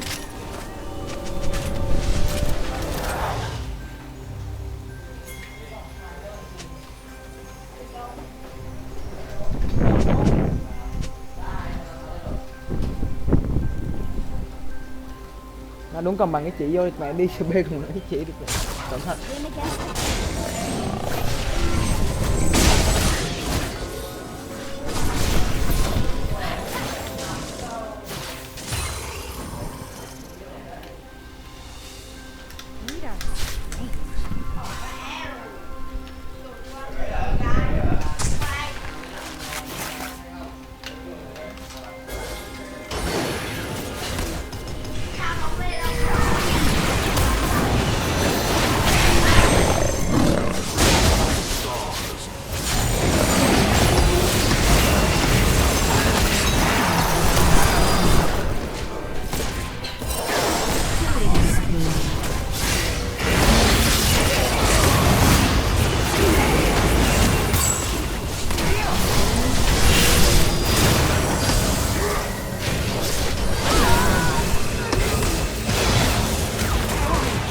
thua, mày đến thua qua. Cho mày đi thua. Kêu này mày kỳ quá.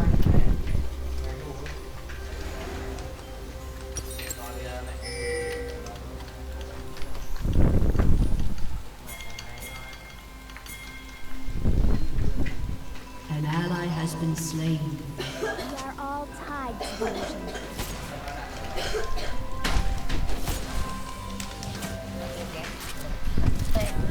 Như lô. Gì vậy?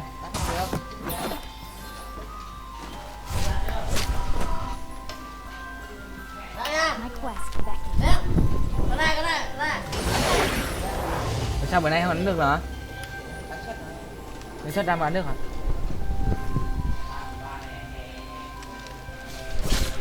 Sure as the tide. Đâu á? Hả? Đi coi. Hả? Chơi gì?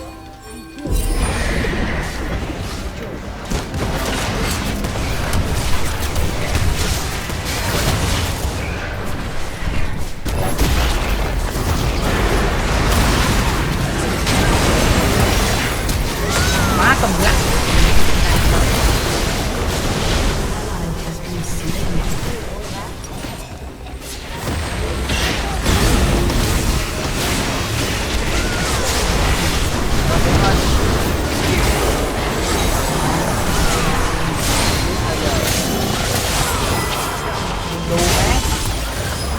Thật luôn hả? Thật à? Tao tôi thấy phải lồn luôn Tiến à. Quay lại chơi này, tao chuẩn bị lên này. Nó qua rồi.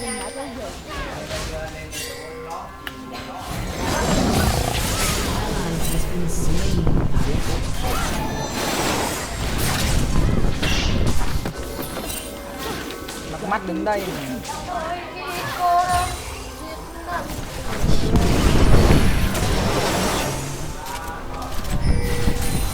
Nó đồng đam kìa.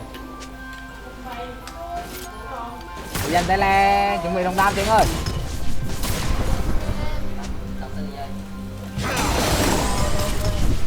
Thế thôi đi gần tem đi, đi gần tem tí. Đồ ngang mẹ rồi.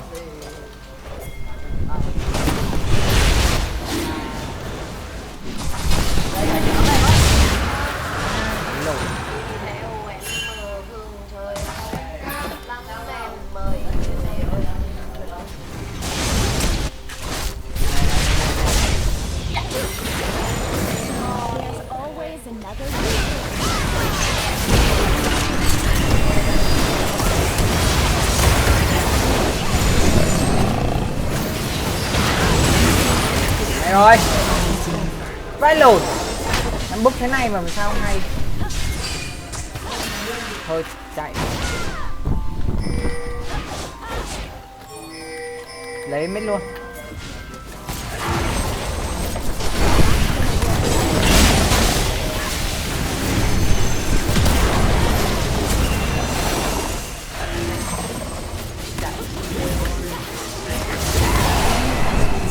Có hay.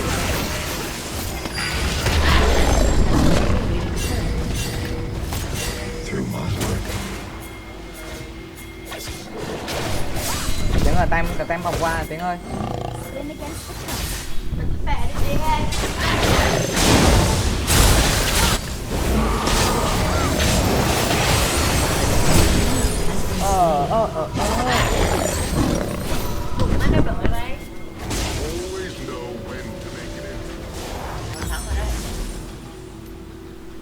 Nó thắng mình thắng đẹp rồi.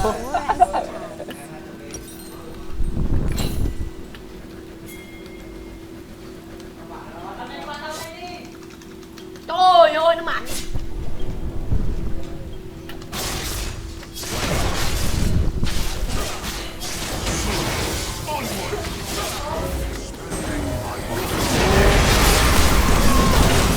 Phải luôn.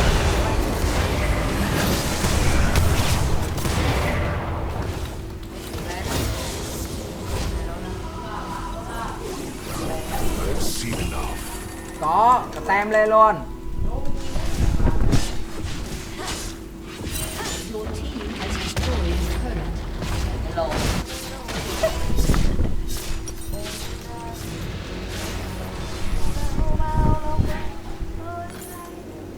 Ride upon the wave.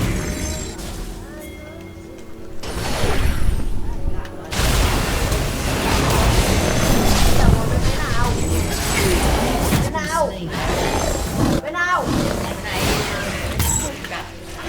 Mẹ này đã đến chậm mình đưa rồi, ghê.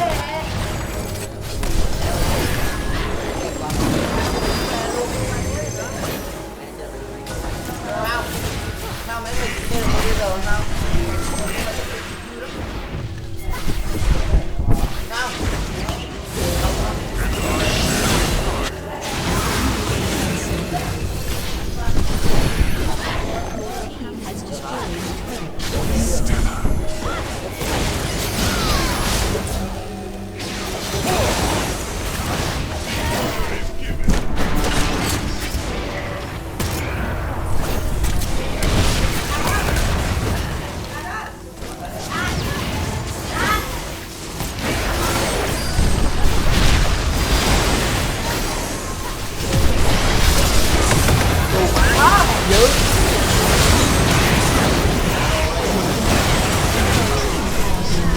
Mày mới để chơi được mà. An ally has been slain. Thì còn mẹ còn cái máy lột đánh thêm 5 trận nữa nó về.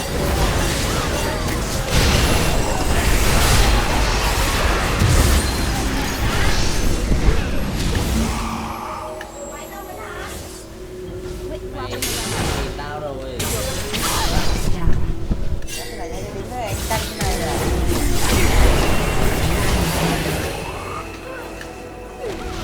Ra làm một combo lại. Sống ngộ con mẹ luôn. Sống ngộ. My sphere of influence grows. Ấy tụi mày lắc. Lắc.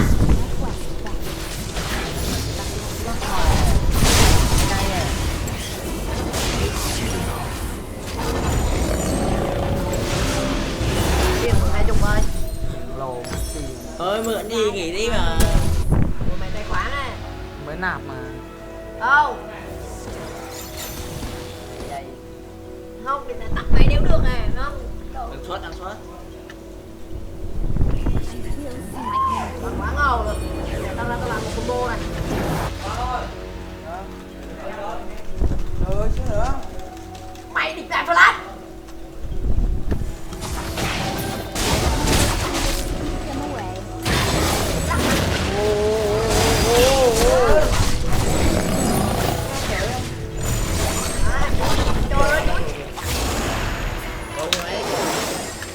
Quit flopping around.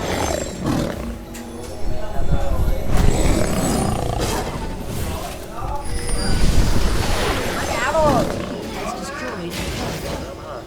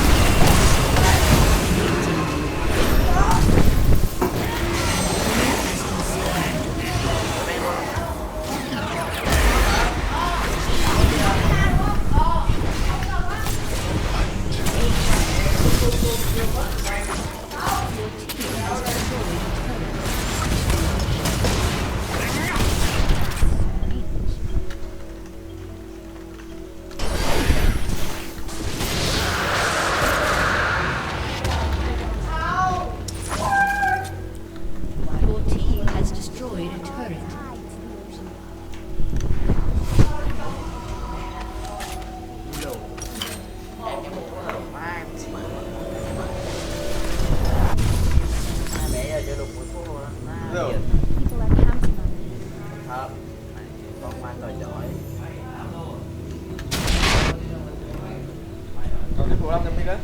Em quên rồi. Đọc em ơi. People in their air. 145 mm hả?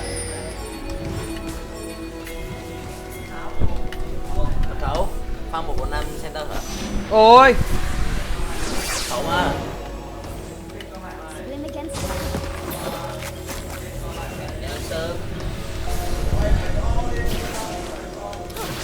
Rồi không mua được. Rồi 10.000 thôi.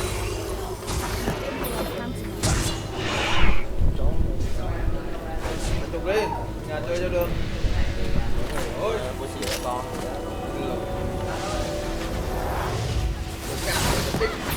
Rồi 2.000 một em.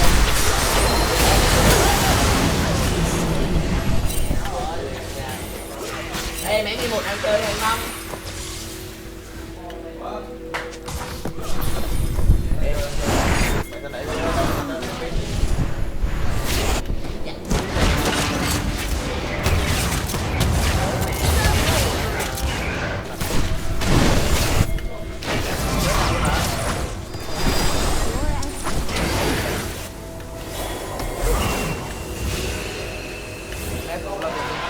Hay đấy hai vàng về không là center ở hoa. An ally has been slain. Levi nhập mẹ rồi.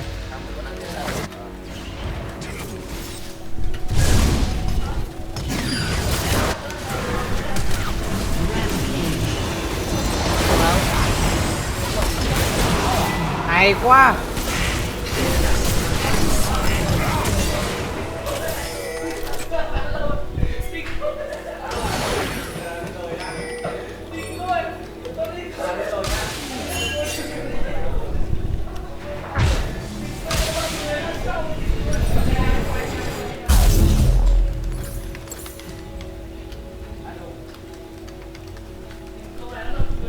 We'll see my home again.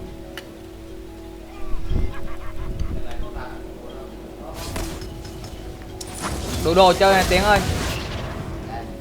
Lên đi, đâu chưa có tay la mà. We are all tied. 64 giây à.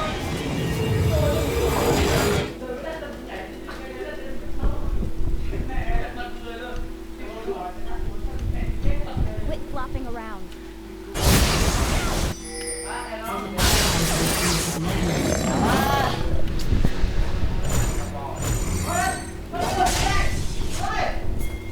Buồn chứ mày. My quest stands.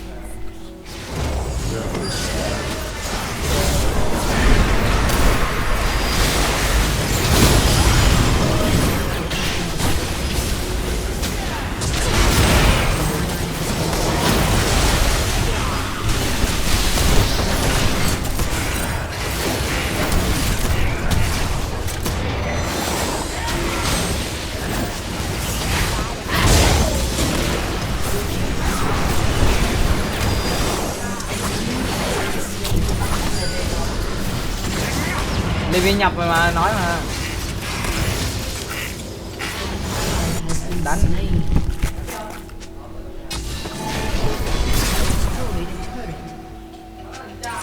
Phong cách Levi mà. I still hear the song of the sea.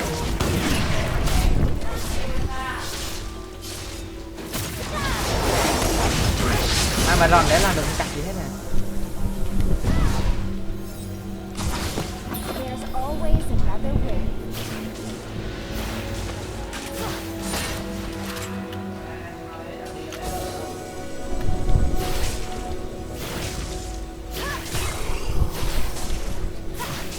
Welcome to the deep.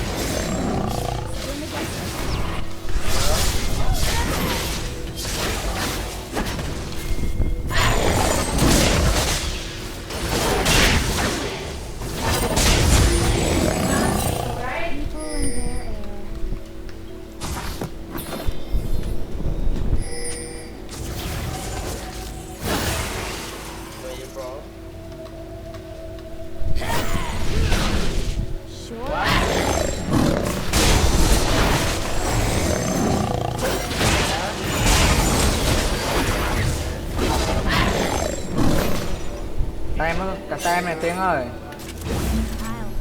What?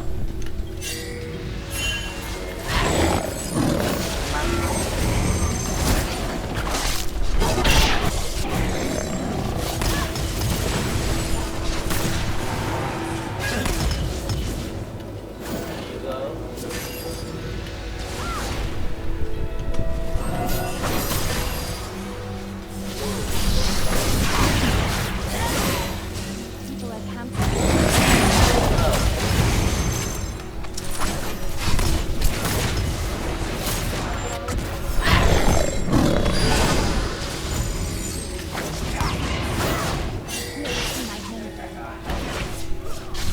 Má hết mắt rồi cay thật.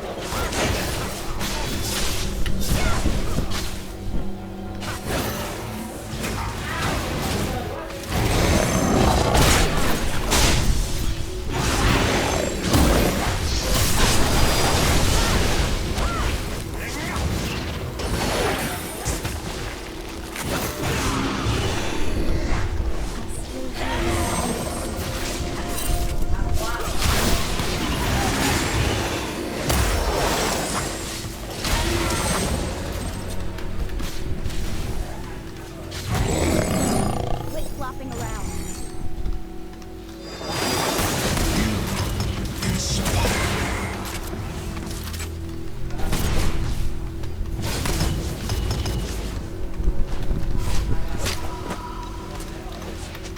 My quest beckons.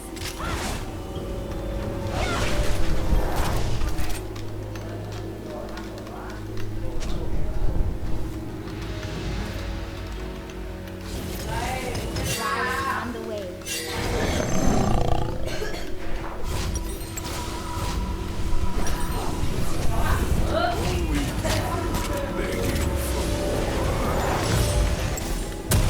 There's always another way.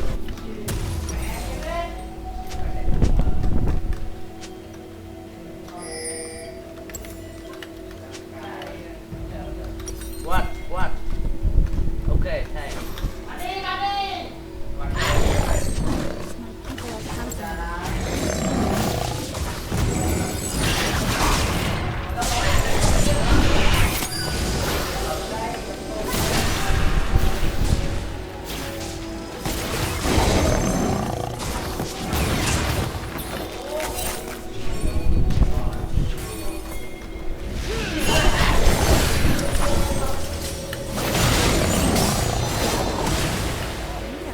Sai rồi, mất Baron rồi.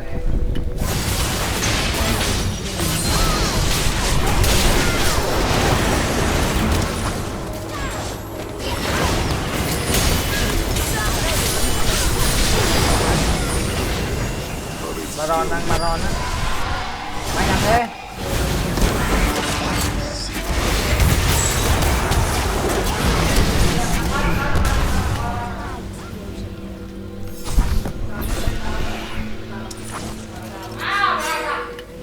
Ma đề đi cái đường chắn được.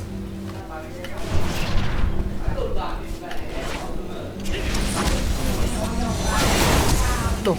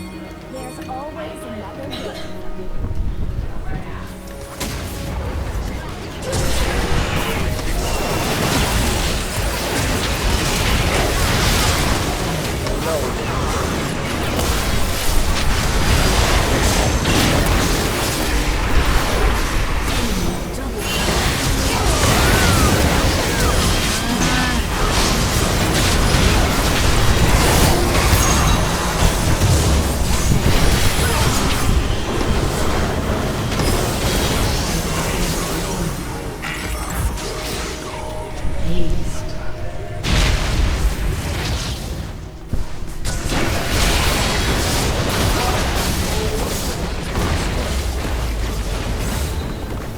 Your inhibitor has been destroyed.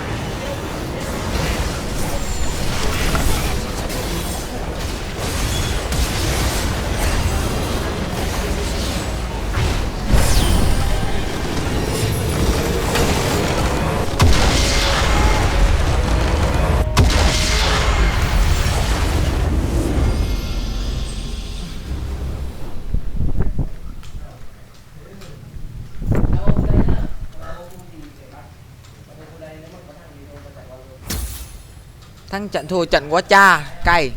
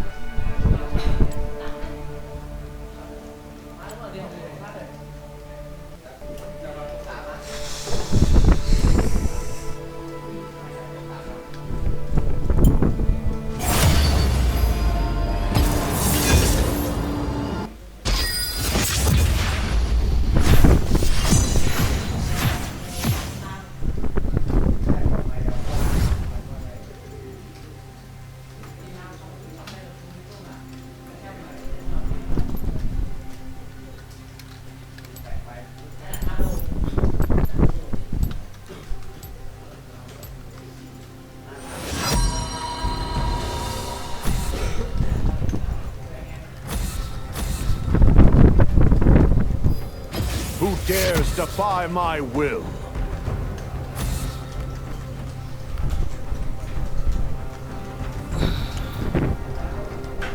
Không đánh à?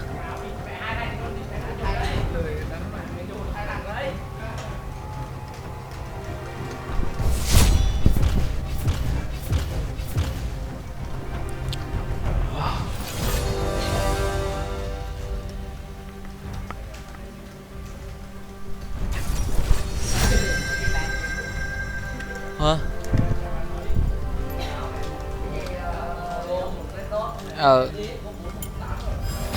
What is broken can be reforged. Thật à? Đưa con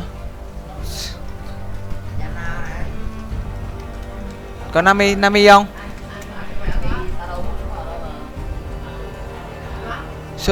Soraka được á. Soraka được á.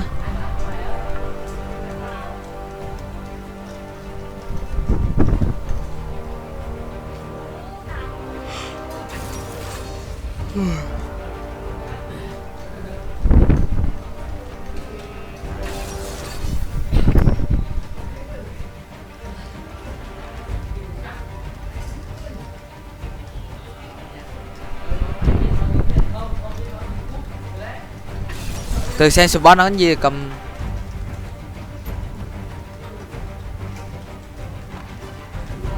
Varus.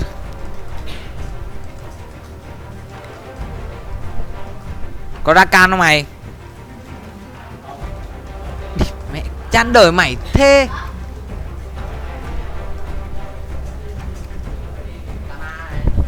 Hả?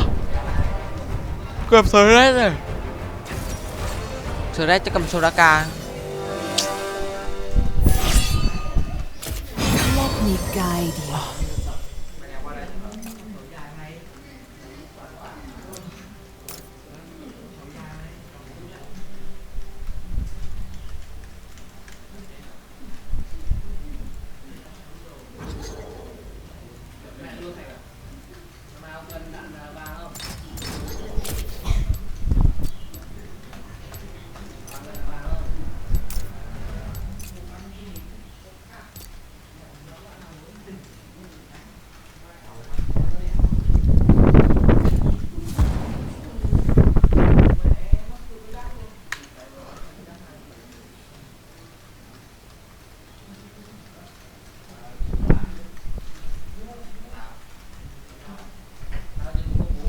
Quang ơi, có thuốc không?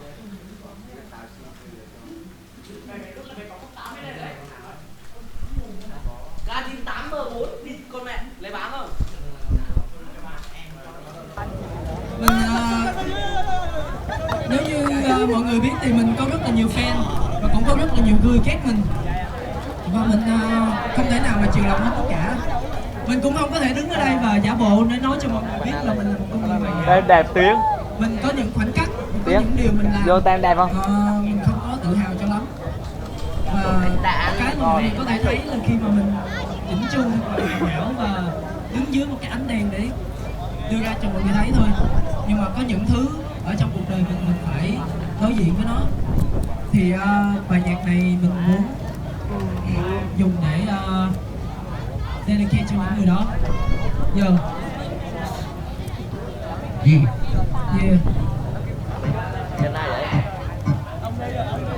Kick it. Bài này là xin lỗi.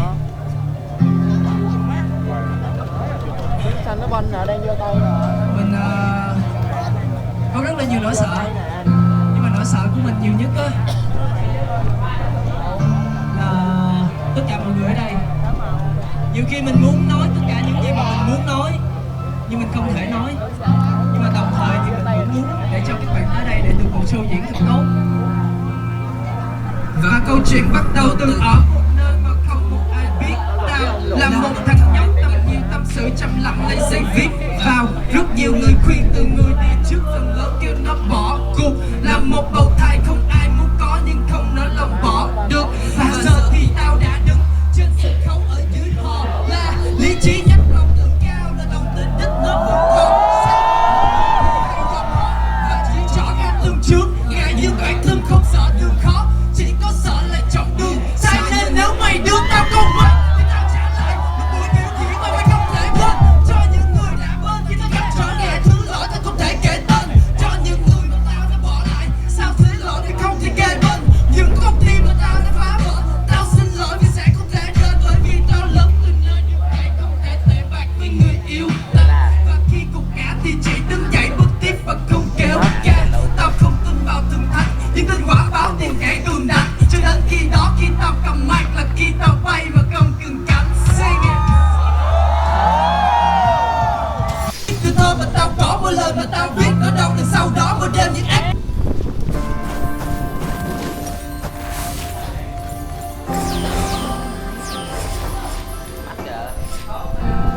Đâu mình mua đâu, ra tự đi là ra đây, ra tới đây có. Lâu rồi mà. Hả? Chỉ là cái mắt không cần mua, cứ ra ngoài khỏi bản đồ là cho.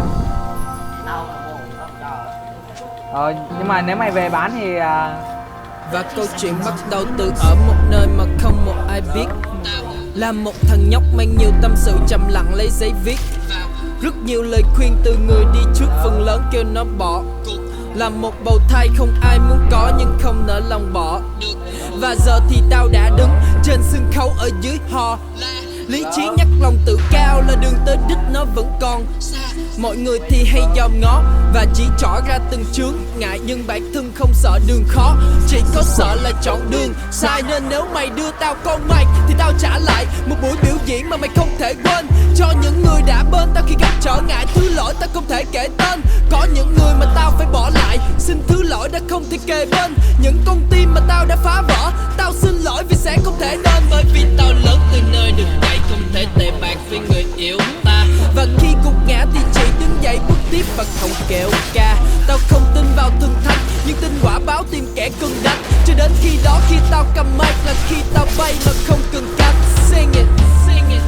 Now I can never promise you about tomorrow, because that's something I can never know. They said the money gonna come and go, but are you there with me at the end of the road? Now I can never promise you about tomorrow, cause that's something I can never know.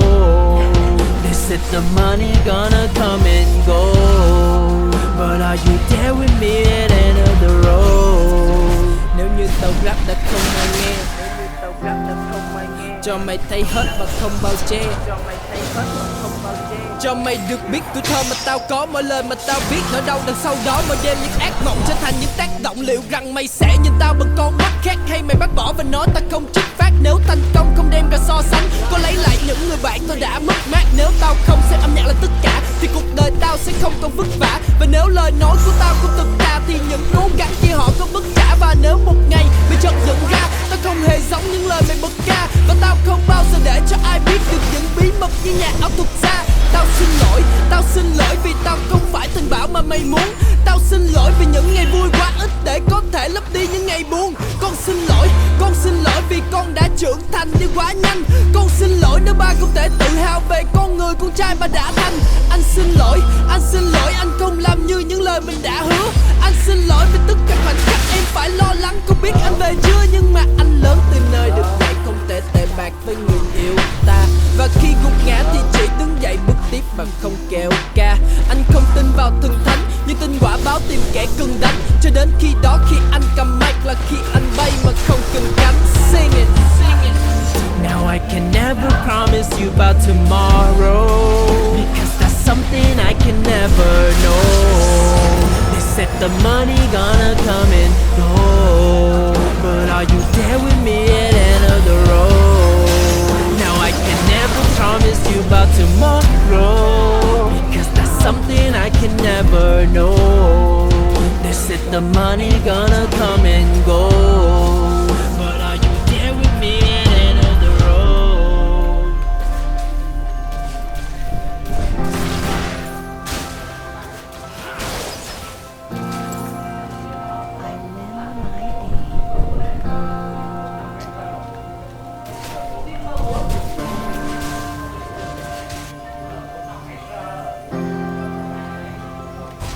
An enemy has been slain.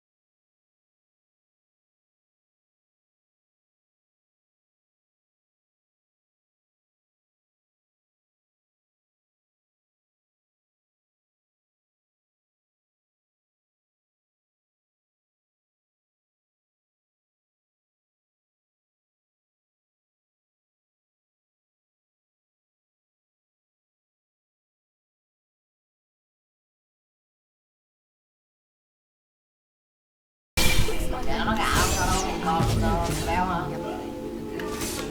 Béo đi.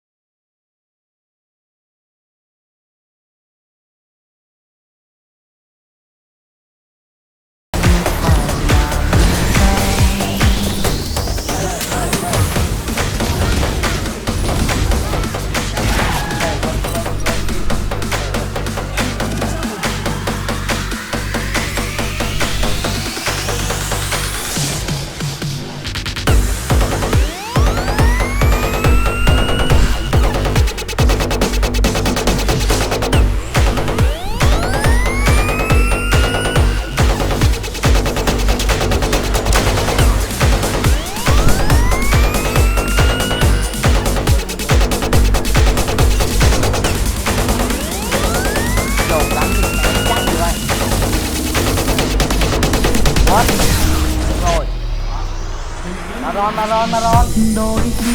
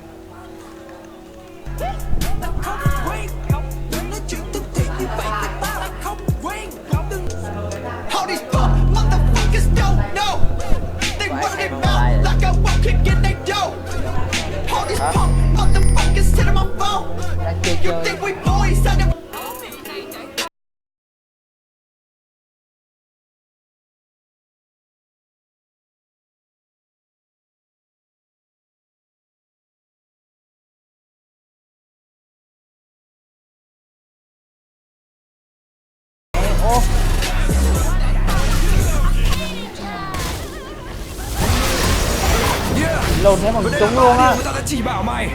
Điều thứ nhất, tất cả những lý lẽ mày đã đưa ra là sai hoàn toàn. Điều thứ hai, mày sai hoàn toàn khi mày nghĩ là kỹ năng mày hơn tao. Điều thứ ba, mày đã sai cái phán xét cuộc sống của tao. Thằng phản động quen bên chuyện nhà nước, còn bây giờ nó lại đi bên chuyện để chửi tao. Chứ con đàn bà hay ngồi lê đôi mách và mày tao không biết khác nhau ở điểm nào. Thằng nào trốn nghĩa vụ, thằng nào không yêu nước, thằng nào là phản quốc, thằng nào đi làm dân phòng. Một thằng sinh viên đang đi tập quân sự với một thằng trưởng nhà nước, thằng nào mới là phản động. Ai xin tiền mẹ khi từ nhỏ thằng này vốn đã không được cùng chung sống với đầy đủ cả mẹ cha. Mày nói tao làm cả nhạc lớp cả nhạc lại thì tao cho mày 10 củ cả nhà mày tìm ra. Thằng nào chửi tao là đàn nhạc trong yêu đương chỉ làm vui với mục đích là để parody. Thằng nào chửi tao MTP khi đoạn hook của nó đi tao giống hết khúc bài Okidoki. Ai là đạo sĩ khi bài lạc của mày ăn cắp nguyên concept đi game ăn on fear. Tao làm tao nhất còn mày là mày giấu, bây giờ về giải thích với bọn fan đi kìa. Tôi nhận mình là auto của punchline, mày định làm gì đi sống lại từ mà sao. Từ từ có cái bài hắc tu như hố đen của vũ trụ, sao sai kinh ông đã khạc nhổ ra sao. Tôi nhận là đại thụ không biết mày đại không, nhưng chứ phải tao chơi tuổi gì mày đại diện. Cái có thành đại thụ chắc do được thụ lại những cái gì VD ngày xưa đã đại diện. Ăn quả thì nhớ đến kẻ đã trồng cây, mày mở mồm nói ra mà mày không biết nữa. Ngày xưa mày làm next gen GVA mà về sau mày vẫn cắn lại nó như thường. Khoe tiền, khoe gái, có gì, khoe mãi, giống hết Mr. Andre. Chứ thì chỉ nó, bây giờ thì nó, xem mày thì có khác gì. Thằng nào đàn bà hơn thằng trừ người yêu cũ, hay là thằng mặc váy đông giả mày. Thằng nào đàn bà hơn thằng đạo ảnh Facebook người khác cho fan vào cắn cả ngày. Thằng nào đàn bà hơn khi up tweet chửi tao xong rồi ngồi cạnh cả ngày để ngồi xóa. Nói chung có mặc nhìn cái váy thì tao không biết một điều là chắc chắn không có thằng nào đàn bà như mày cả. Chơi tao đánh nhau của anh hai sao mày không nghĩ rằng mày cũng là một thằng giống hết không hơn và cũng không kém. Lúc bị black cả đầu game mũi mày đánh không lại thì có anh hiếu của mày chạy từ trên lầu cầm dao súng chém. Không phải gangster nhưng tao nói thật, không có súng thiệt nhưng tao thấy thật. Chuyện này đúng thiệt, mày có súng thật nhưng vẫn thấy thiệt. Vì mày có 10 khẩu súng thật nhưng vẫn không thể nào làm đàn ông vì mày không có khẩu súng thiệt. Mày đã sai hoàn toàn từ lệ. Và điều thứ hai là mày sai hoàn toàn khi mày nghĩ mày có thể hơn kỹ thuật tao.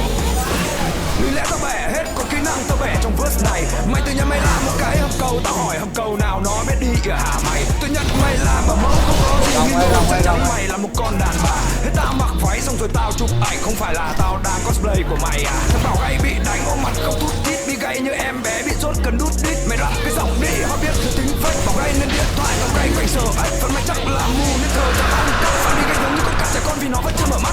Mày vẫn chưa đủ tuổi nghe đến đoạn này thì nên bị tai, họ cả ăn được xem cái lời tao nói thì có gì sai. Fan B-Ray đều nhỏ tuổi, đa phần là chúng nó đều ngu. Hoặc fan club của nó người ta cứ tưởng trẻ con là phá cỗ trung thu. Nhưng cũng hay khi fan mày hầu hết chúng nó đều là trẻ nhỏ. Kỳ lạ thay đám tang của thằng phản động người viếng toàn đeo khăn đỏ. Fuck it, tao cố tình làm MV diss mày để cho fan mày chửi là tao điên, để nó tự đái vào clip tới mộng mơ của hai thằng xúc vật bị động giật kinh niên. Tao là Pikachu đấy, đề nghị anh xuống sẽ lên phường. Mày sợ tao như mày sợ Oka nên tao thấy điều đó nó cũng là điều bình thường. Trong battle rap chất lượng mới là quan trọng, chứ ra nhanh hay chậm không chứng minh được điều gì cả. Nhạc mày như bụi vậy nên là mày mới ra nhạc nhanh giống hết cái cách mà nó đã được xuất ra. Mày chửi mày SK tao thấy SK chửi hộ, mà bố mày như Facebook tao ngày nào cũng bị đào mộ. Và ngày bán cũng đủ để cho kỹ thuật của mày bị tan tành. Chú báo nhỏ đã quen ăn thịt bây giờ đã trở thành ăn hành. Hay quá.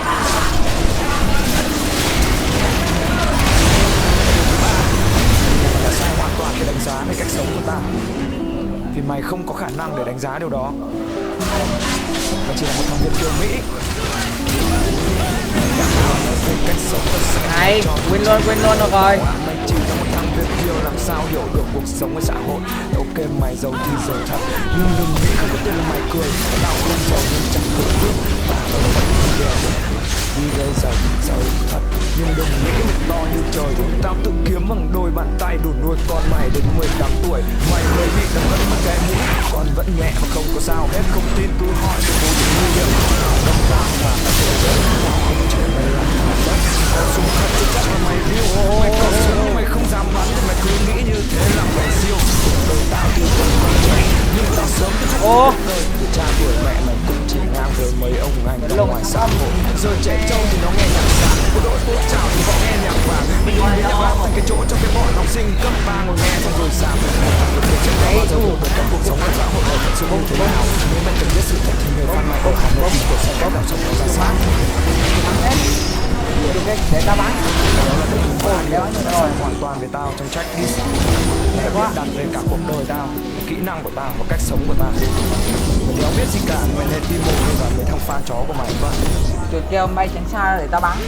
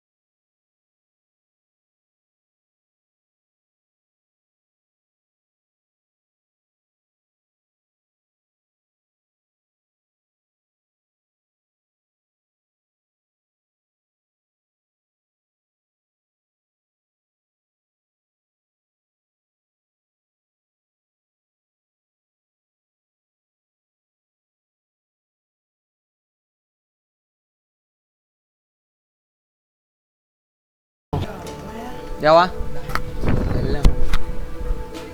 Nào.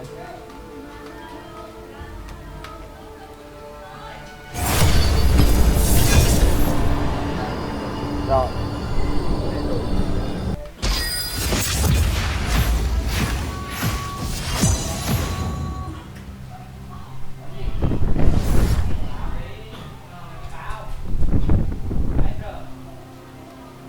Đã đứng trên. Mày xin lên đi Hiếu. Hả? Xin lên đi. Hello. Ủa thì mày sao ai đây rồi?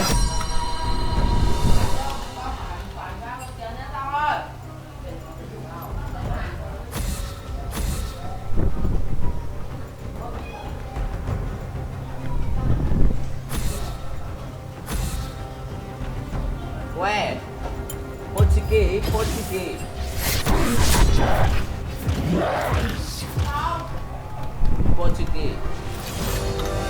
Tiến top đi Tiến ở đây tao top cho.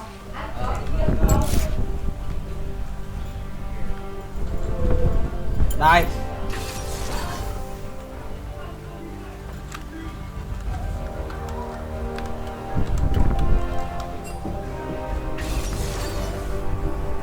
Comment Z làm lại trận hôm qua nào Tiếng hả? Lộn như con Mày qua đây đặt. thôi mày ấy đi, mày cầm đi mày thì mày cầm con gì mày cầm đi, tao chơi con khác của tao xem. Cài cầm con đây chơi à, mà cài con đây đánh ngon ngang nhau mà.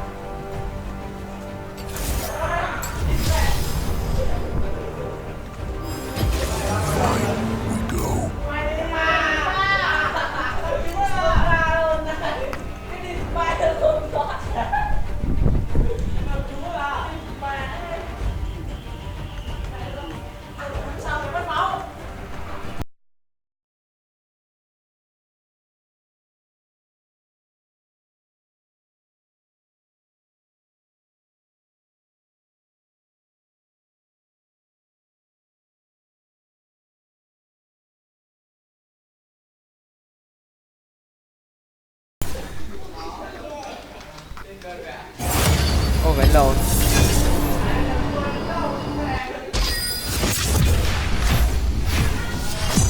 Ô vẫn AD à? Mày sờ bê luôn kìa.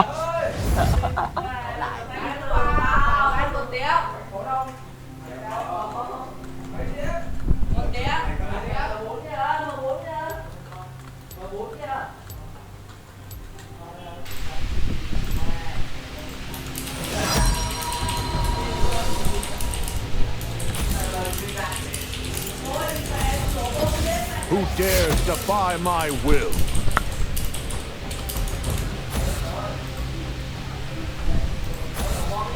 Dạ cảm ơn người. What? Dạ anh Đồng Bi. Mọi người lại xin mình đi lấy cốc nước mình uống nha.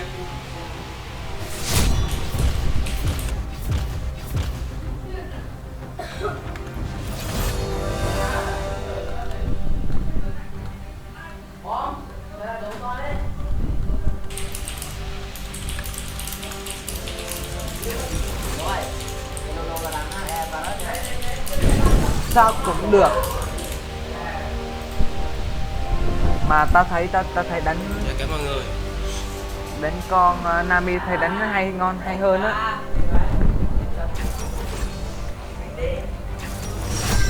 Má lại được ra ven.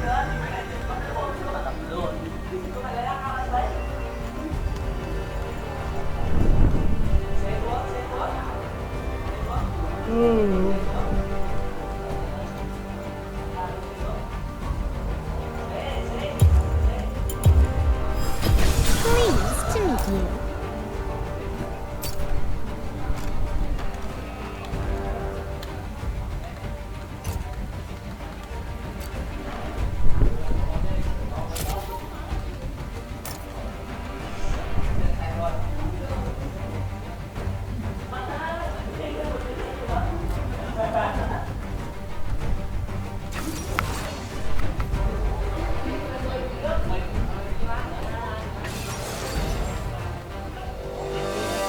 Đeo lại rồi.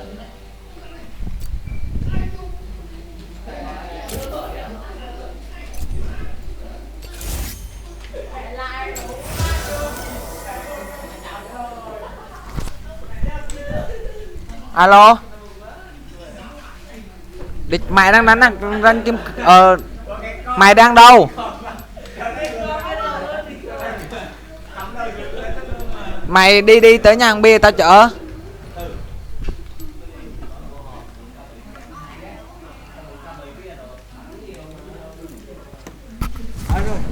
Từ đánh xuống bắt luôn hộ ấy. Hiểu đi ra đây nha.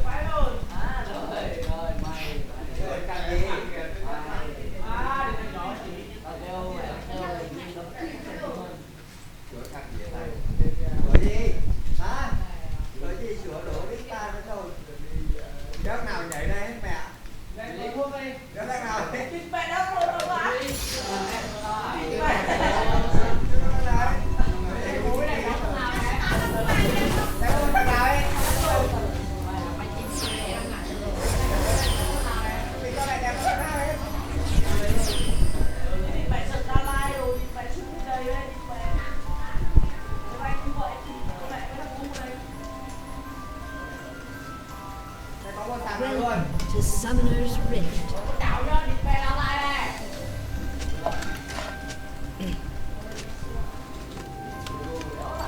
30 seconds until minions spawn.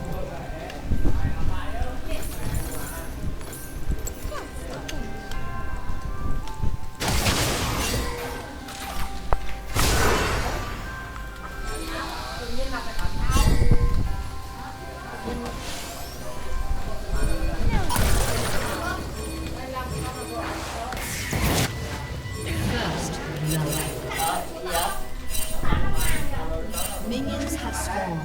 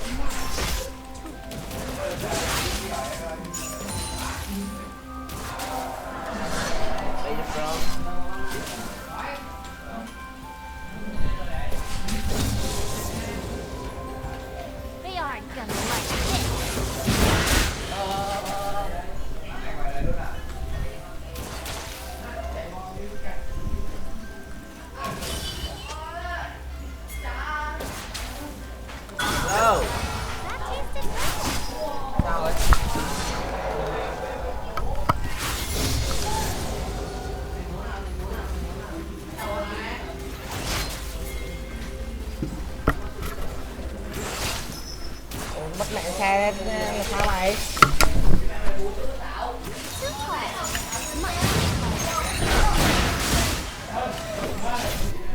Go.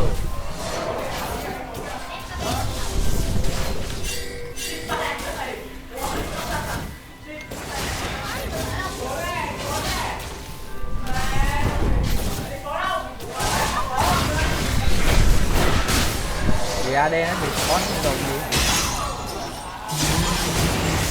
Bắn luôn tự nhiên bắn nó chi?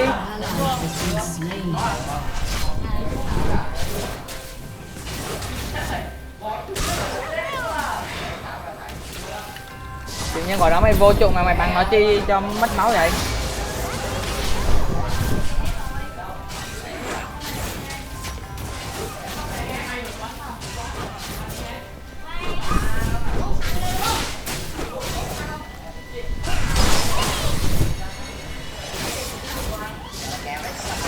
Rừng nó trên rồi. Cầm thiêu đốt này. Thật mà. Thật luôn mà. Thật luôn mà. Chạy một mặt luôn mày. Cái đèn run đi á.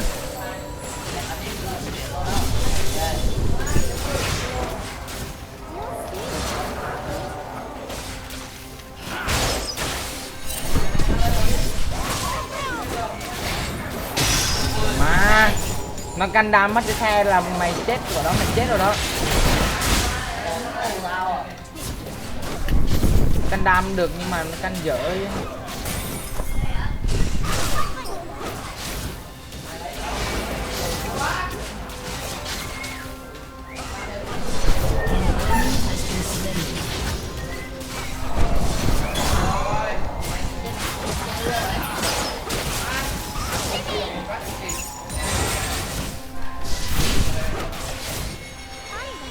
Mana rồi.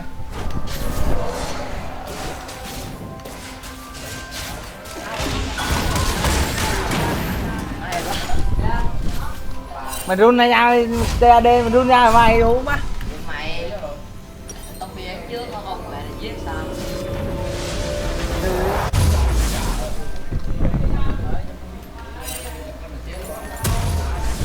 Bình tĩnh rồi chắc biến.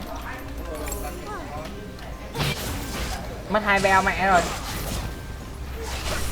Lộn cũng khó này. Đời mình phải ôm trụ tha mà. Lên đấm luôn, thua nghỉ. Ơi. Ở đâu ơi? Lên lời 2 hả Tiến?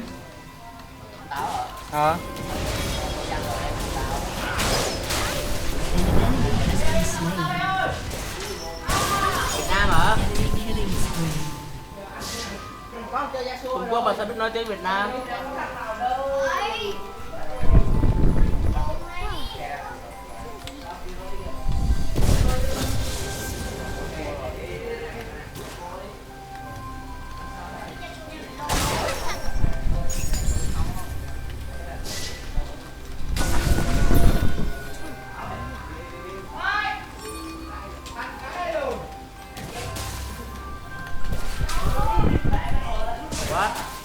Vẫn lầu 8 từ thôi được mẹ. Ôi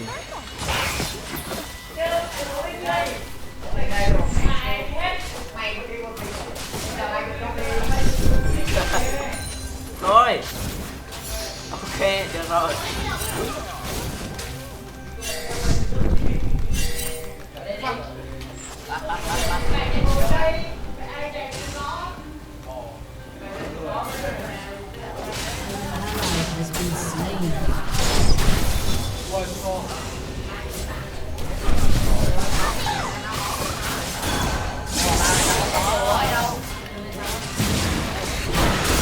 nó mày ơi.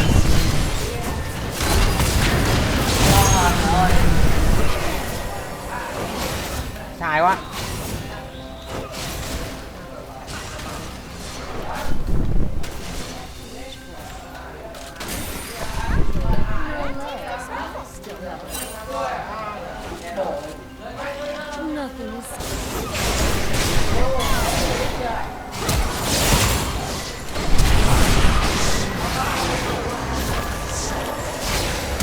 đùa mày.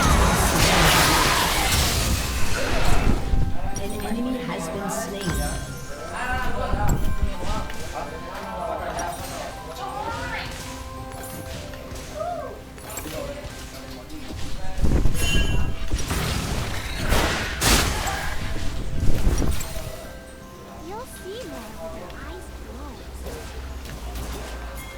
Công ơi, người đó à? Tưởng mày đi rồi chứ.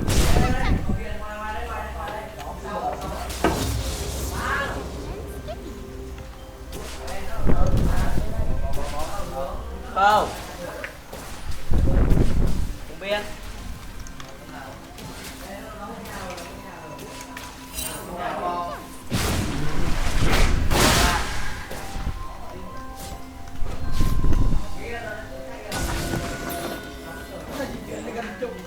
Đánh từ từ lại Tiếng ơi.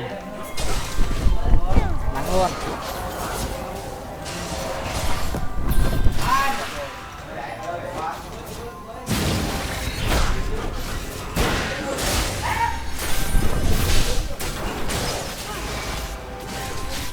Shut down.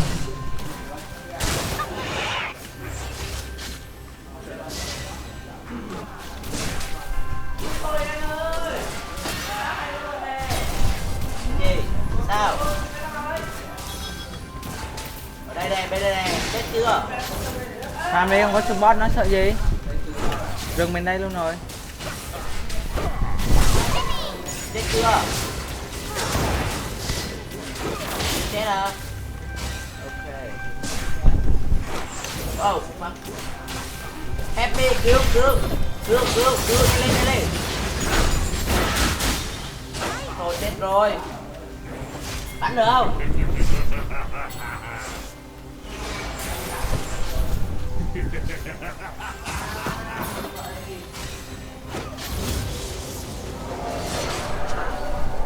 Bắn được không? Bắn đi tôi mời.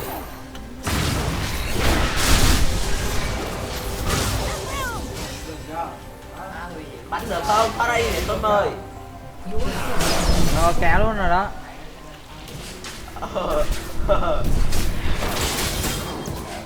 Một. Nó lên. Một rìu phải lồn. Bắn nó.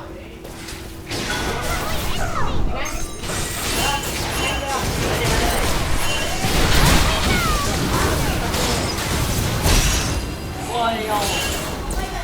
Bắn ra đi. Đó, bạn nó lên kìa, bạn nó lên. Nó sau lưng. Cá mày ơi. Lồn rồi.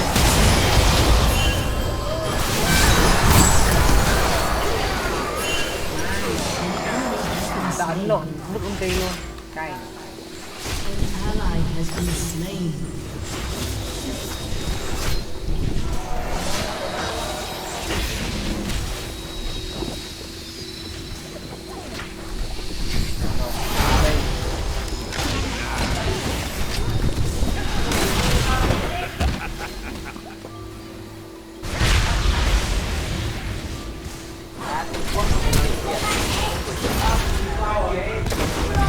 Has been slain.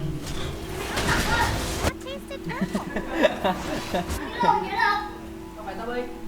Đâu có biết nhưng mà.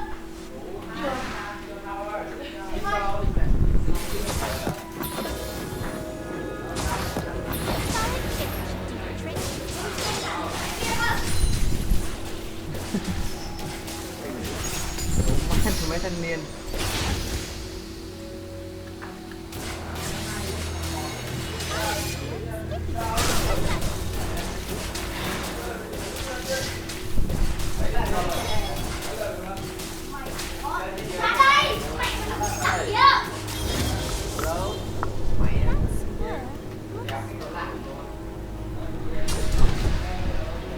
Hello.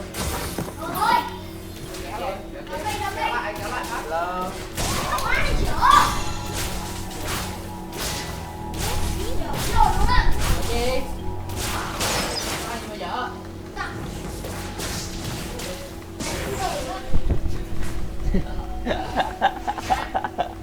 Đủ quá, mấy thanh niên ngồi chửi nhau. chưa kéo mới kéo một lần xong rồi kéo đâu để đăng lên Lưu Hương.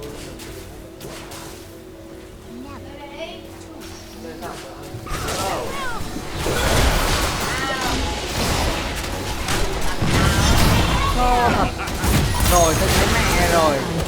Có máu rồi đó, hút máu nó không chết à.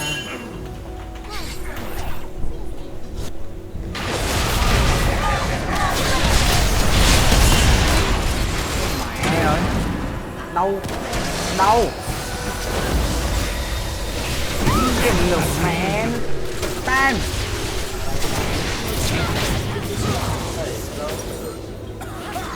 An enemy has been slain. Hello.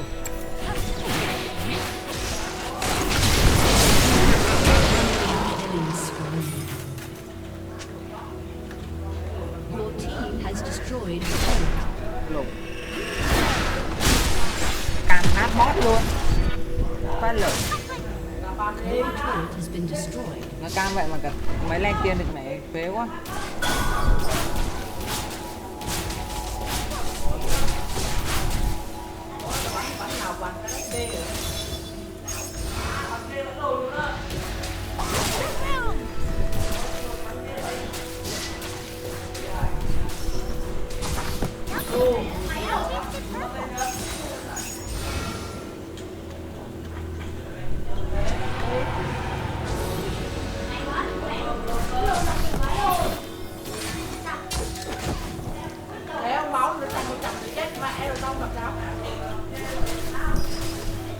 Your turret has been destroyed.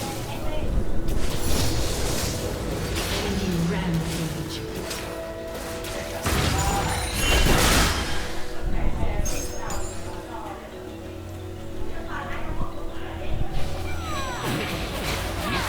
Shut down. You'll see more.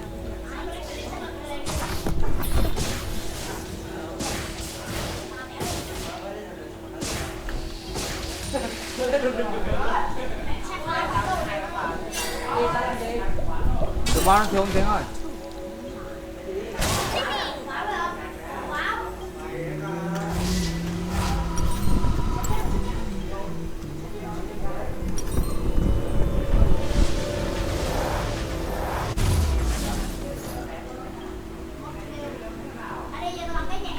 Hello. Lên trường phải bắn 2 cái nữa. Ôi gì vậy? Hello. Đổi cho tao đéo được. Hello. Ê, ê. Ở đây mày đánh tới đi. Hello. Rồi lột đéo đỡ ra đi kéo đó mà. Hello, có ai Việt Nam không? Có ai Việt Nam không?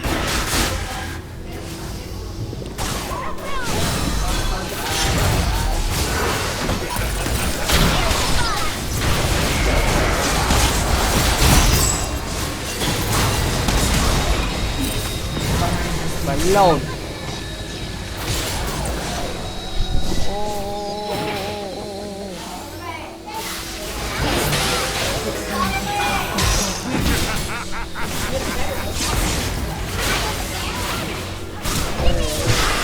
What? Bắn lồn gì thế? Uống nào? Hả? Uống đâu? Còn lồn nó được mẹ.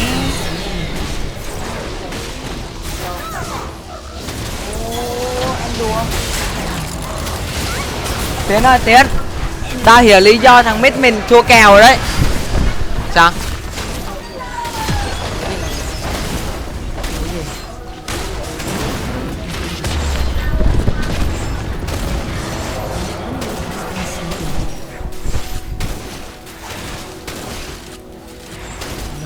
Nó mình chưa trả lời mà. Hôm nay thế hôm nay mất gì à? Chưa. Trong vòng bao nhiêu giờ? Tối nay mấy tới mấy giờ? Không biết là chưa tối về.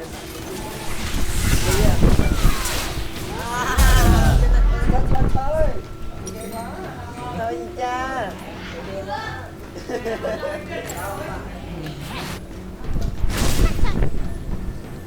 Lộ. Tụi má chơi xong chưa? Hả? Tụi má mới mua à? Sắp xong rồi. Sao gọi ta nhá, tôi chơi với. Có đủ máy không? Có. Hả chưa? Sẽ là lồn gì đúng không? Lát nữa lên trả.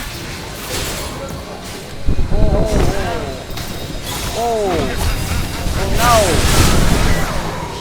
Tiếng kêu không mất tiếng ơi. Nó cam mình mà địt mẹ. Ta hiểu tại sao thằng mít mình thua kèo luôn đấy.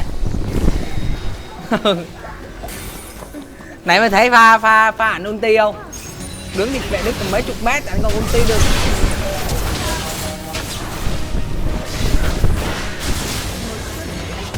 Mà nó cam bot như gì nữa mà. Chắc. Để chơi chơi game.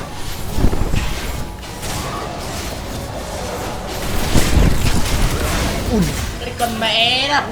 Hai bên sát lửa. Bật máy bo chơi. Phát chết đâu nè.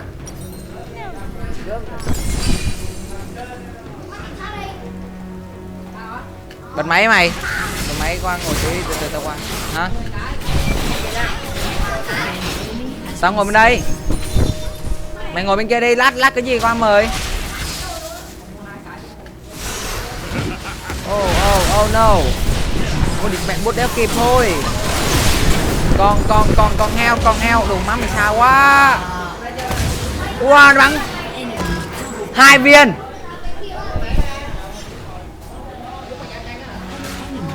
Thằng rừng nó bắn tao 2 viên là hiểu rồi Tiến. Dạ kiếm à?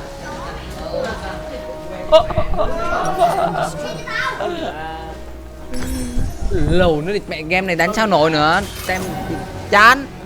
Nó cam mình tới phế luôn mà. Cam lần 4 thằng và 4 thằng.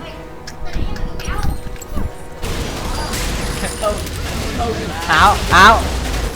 Nãy giờ mày đéo ở đây mày xem lồn đến ăn chửi lồn lọc đâu chửi thì phải nhục lắm. Lồn chửi giống như cha luôn.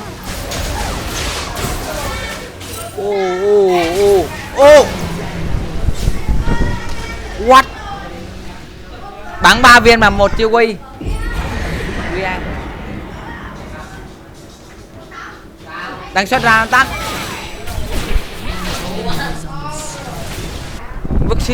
Vứt xi giả nhà luôn rồi. Ép. Thua rồi đó. Đéo hy vọng thắng luôn.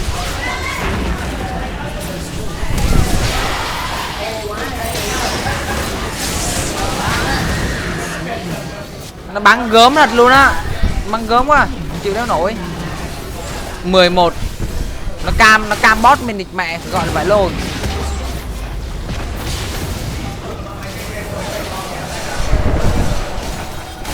Bút hết này. Chơi luôn.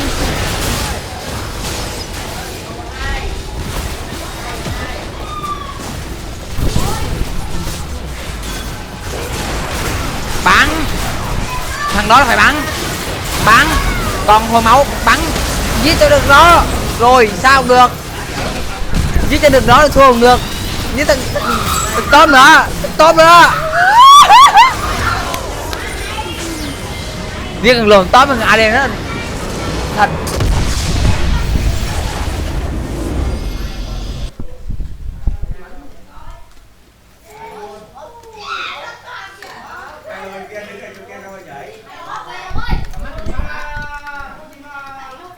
Lồn quay lại 43 điểm như đồ má. Trừ mẹ 2 điểm rồi. Sang ơi chơi, Sang ơi chơi.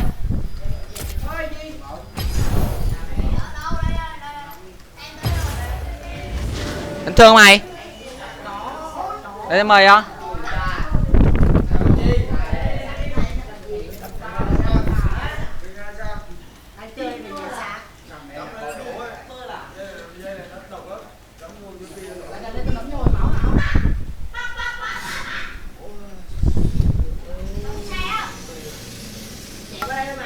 Hả? Thôi lỡ ngồi bên đây đang mắc có công việc bên đây mà. Mất công lại thoát ra mày lắm. Thề luôn. Vậy lận chi nào.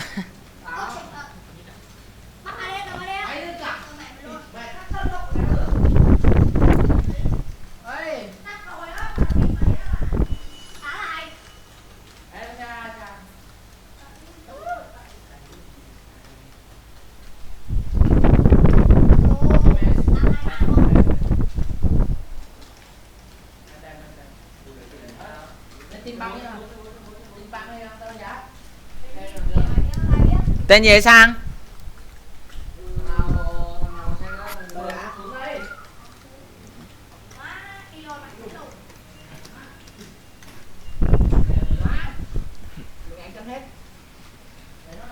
Điền Anh gớm à? Điền Anh thách đấu Điền Anh? Cao thủ thôi à? LMTH. Dạ dưới Phương.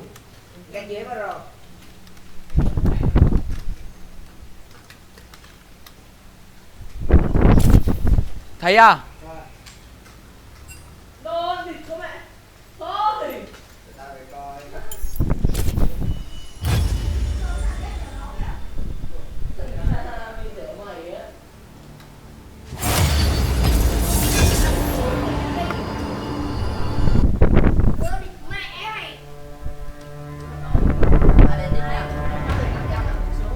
Spot à?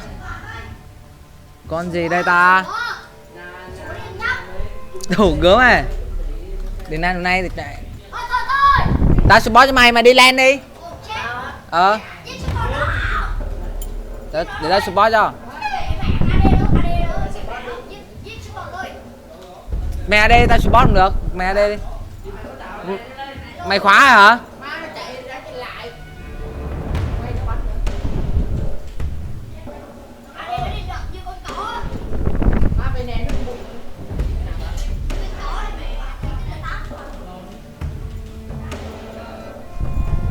Đúng rồi, chơi Blitz Run. Fired up and ready to serve.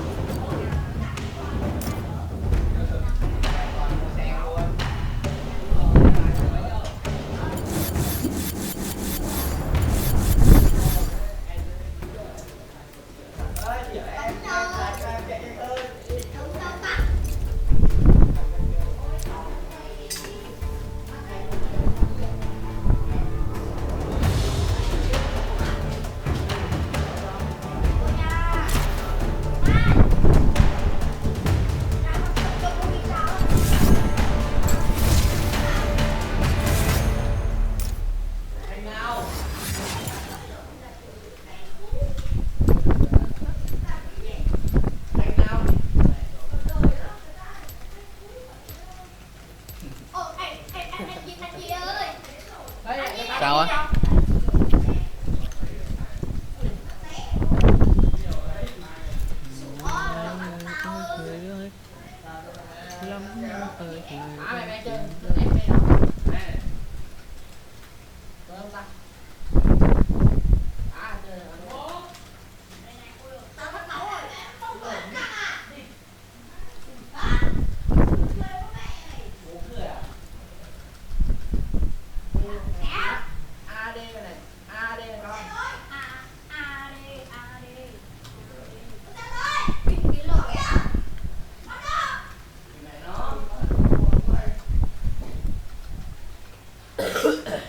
Hello.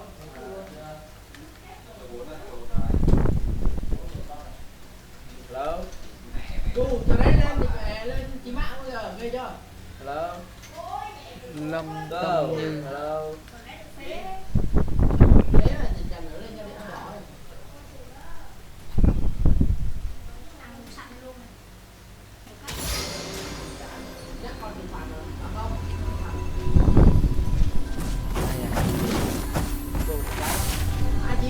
Chấp nhận liền.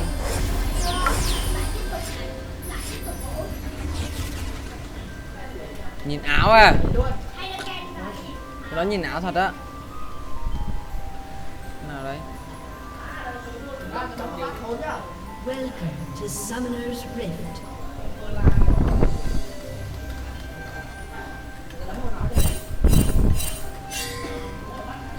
Seconds until minions spawn. A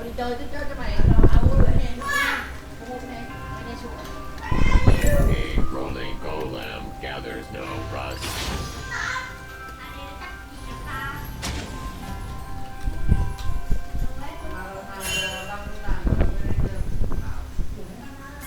Quá chơi Lee Sin vậy? Cho em gãy cạch đồ mắt. Minions have spawned.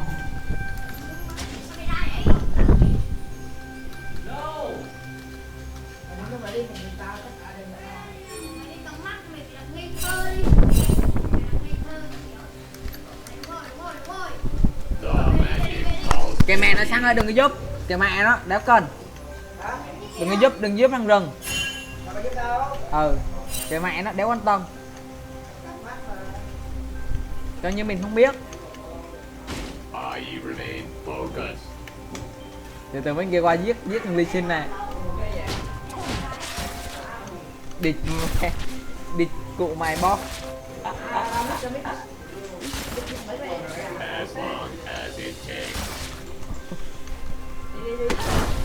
Má chân đồ luôn.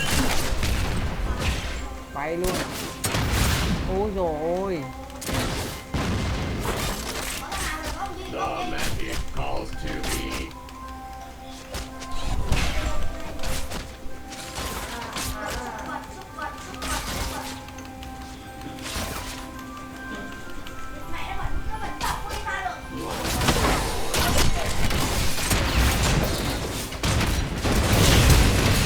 Vẫn lồn cái đá trong âm. Vãi lồn. Vẫn lồn ra.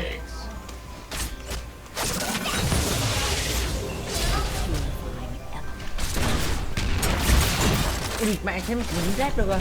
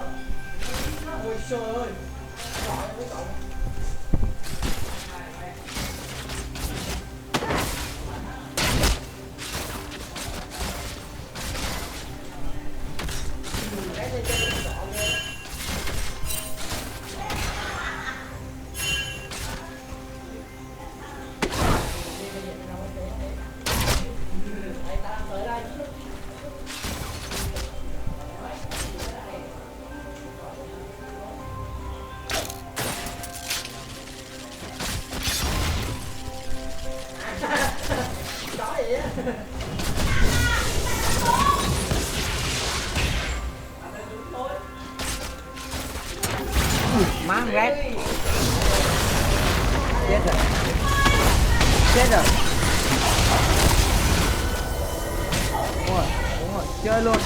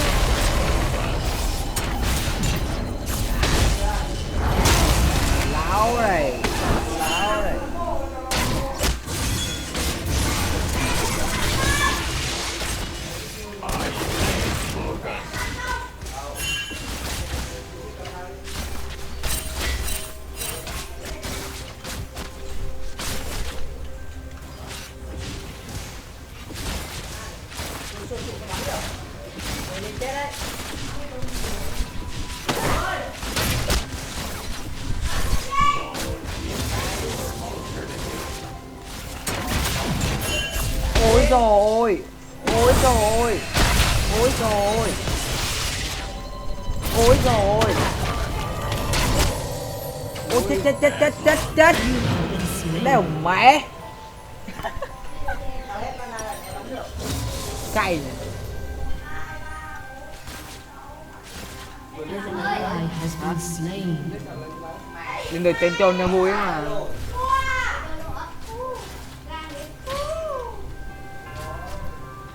Rồi lên tăng đàng hoàng ấy.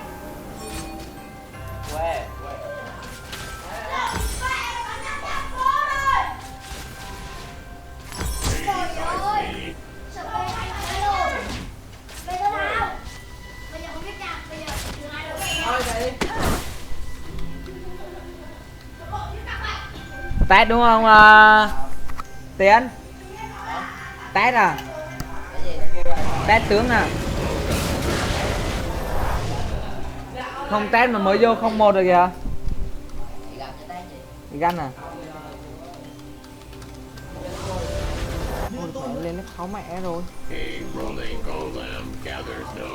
Rồi 1 phút thứ 3 rồi các bạn. Đến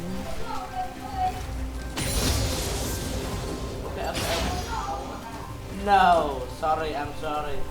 I don't know. Precisely.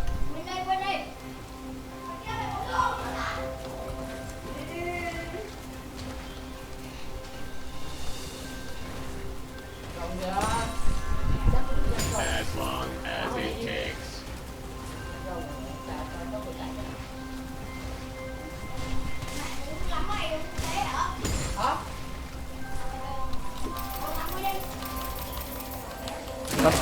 bật lên bắn.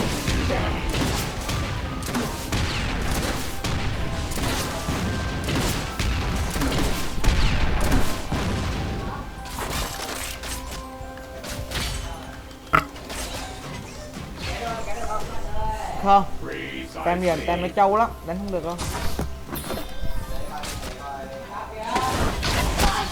Đâu. An enemy has been slain. Gathers no rust.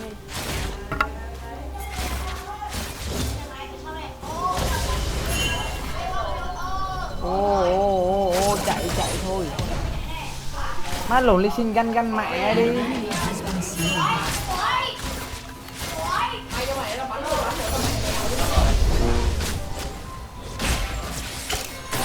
Lên.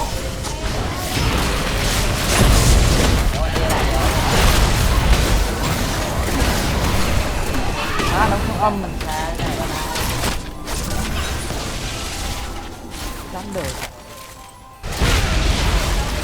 Lộn Ly Sin mẹ.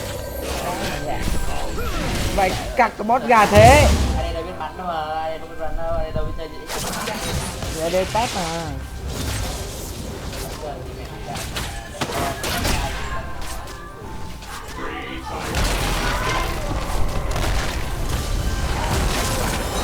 Ôi chạy thôi.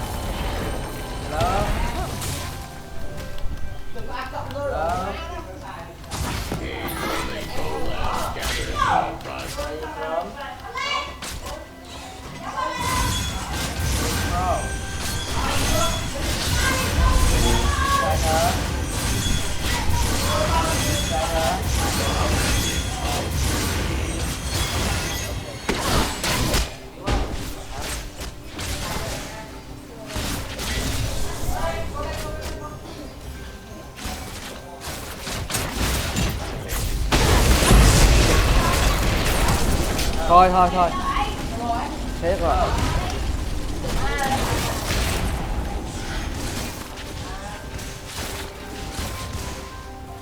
An enemy has been slain.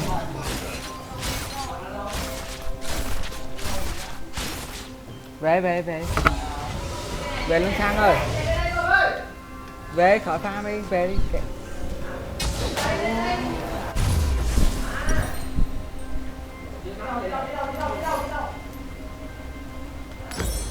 As long as it takes.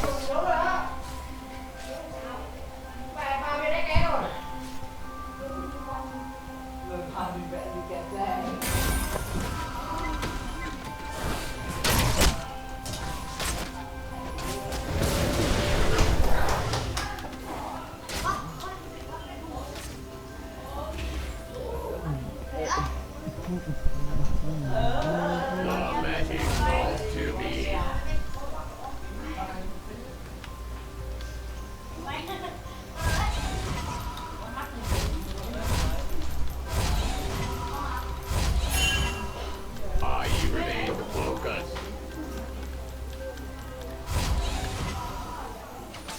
Xuống boss lên.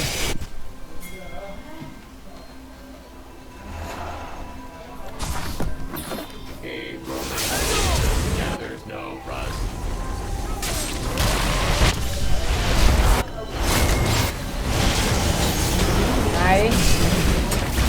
Ôi phải lồn.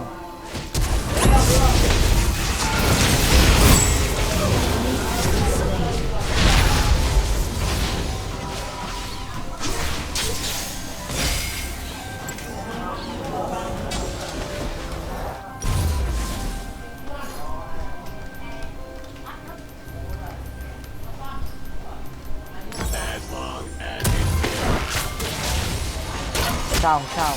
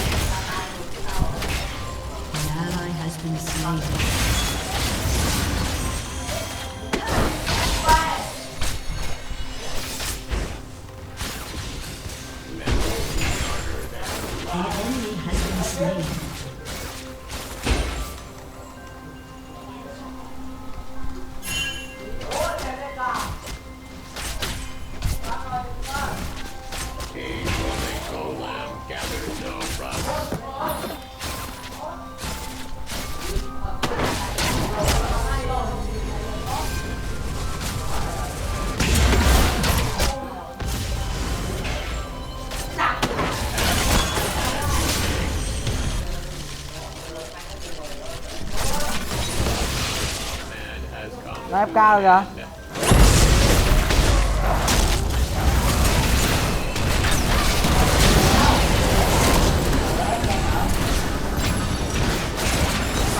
Thôi đánh thằng nói trâu á.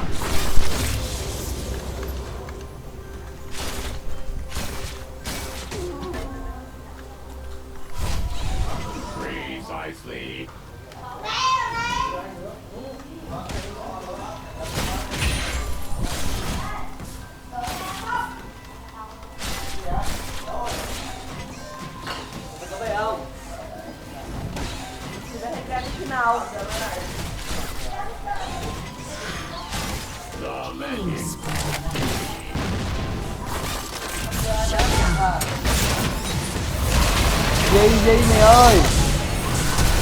Đúng rồi.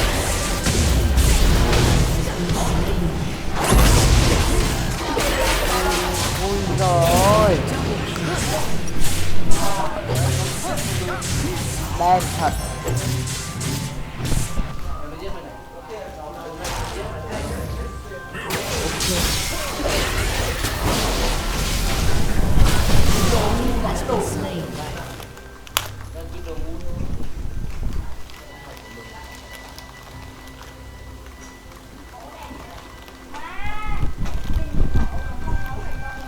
Lôn. Sam lôn.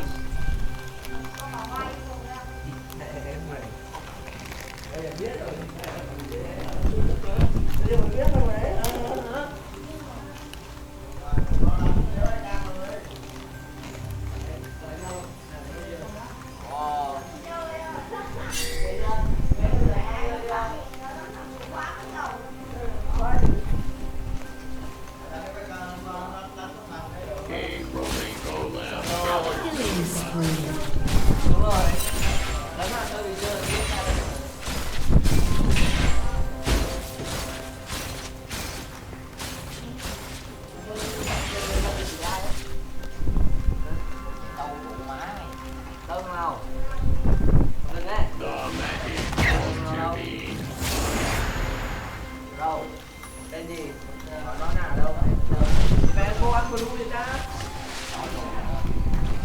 biến.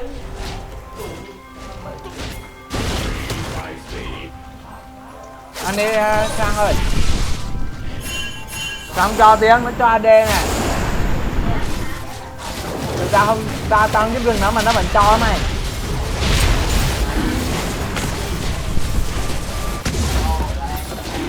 Mày nói hiền không? Đập tay thì tao quăng game luôn á. Để giúp rừng này quăng game luôn á. Giết.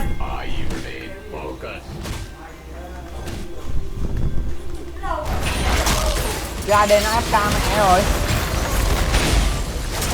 Ô, không phải luôn. Bét kéo mẹ rồi. Bét kéo rét.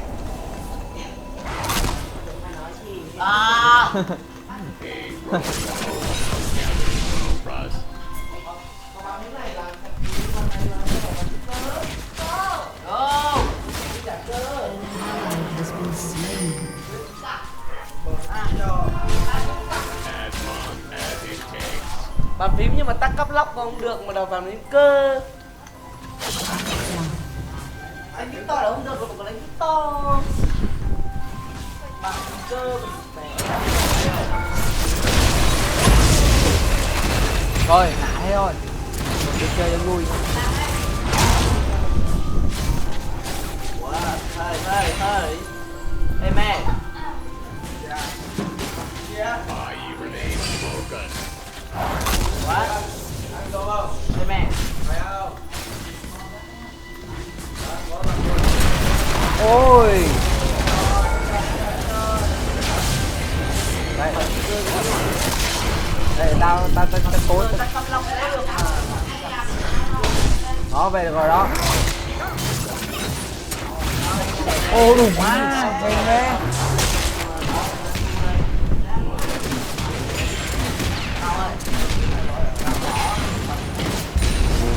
Dám.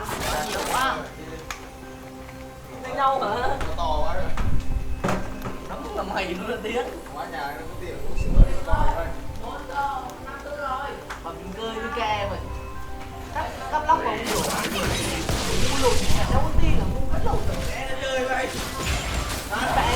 Bạn ta thua thôi. Sorry. Ô. Thấy tao kéo ghê không? Tao nhìn tao kéo tao hơn mà. Giống như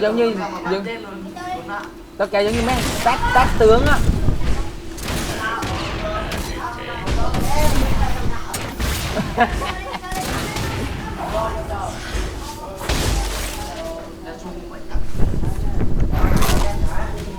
Gì nó ganh tao bảo kê mày. Thôi mày về, tao mày về đi. Về mày ơi. Đủ má nói đúng luôn mà. Đang hơi đậu quên đi.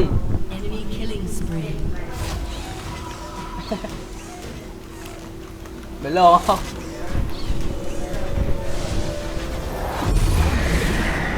Năm.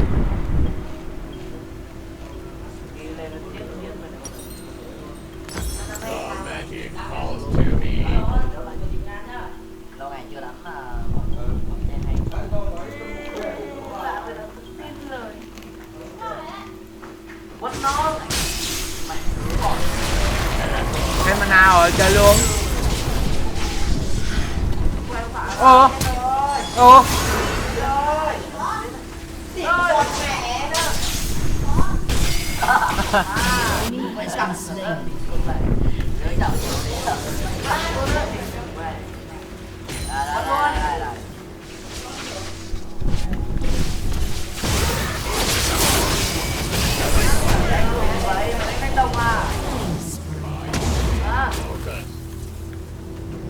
tránh ra rép ra cho AD. 4.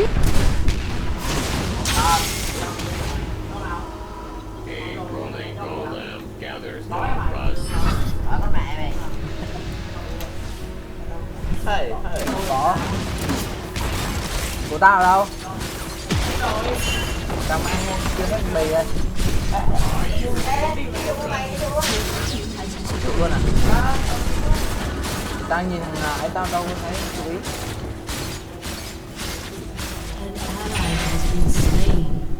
Anh đánh mà tao cover đồ quá.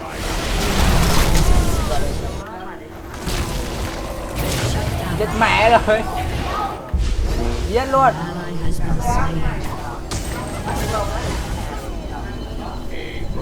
Kéo mẹ. Đủ mắt. Lắc chiêu này, bố mày ghét. Bố mày ghét mấy thằng đồ lắc chiêu. 3.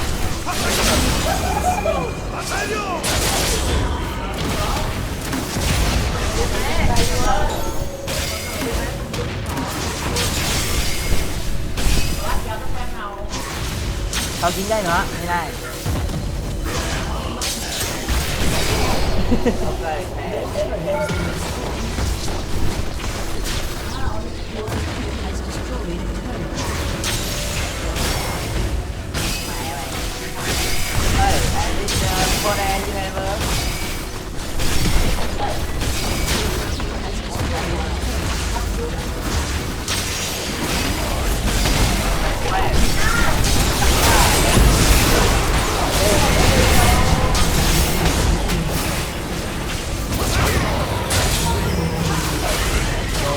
Má rồi một mình chơi với 2.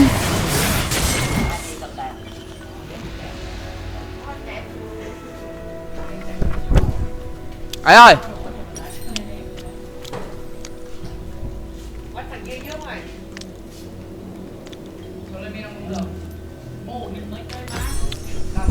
Công Đường mượn tài khoản coi mày hết giờ rồi.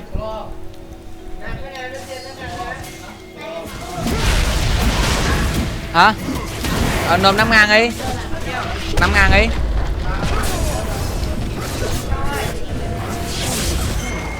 Nộp Hiếu 10.000, 5.000. Nộp Hiếu 5.000.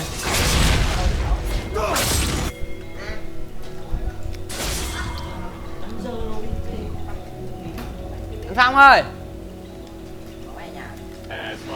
Ủa má giật.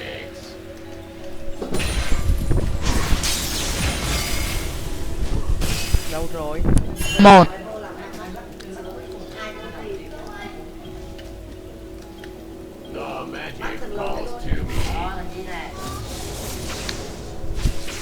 Con xong rồi biết.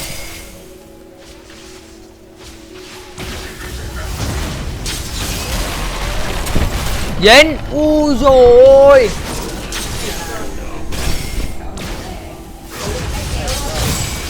Đây.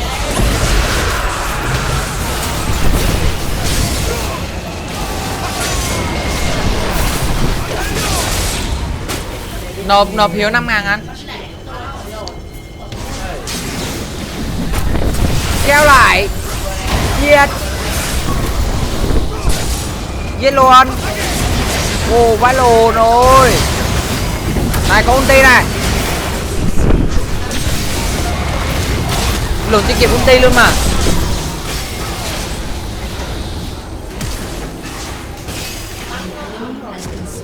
Hiếu 5 anh ơi.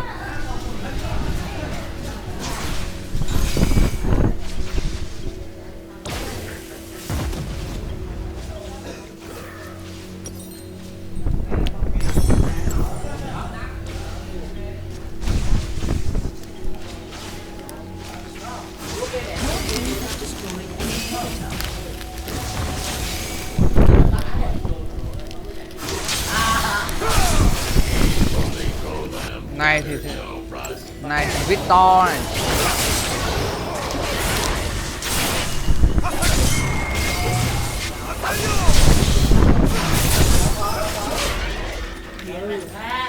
As long as it takes.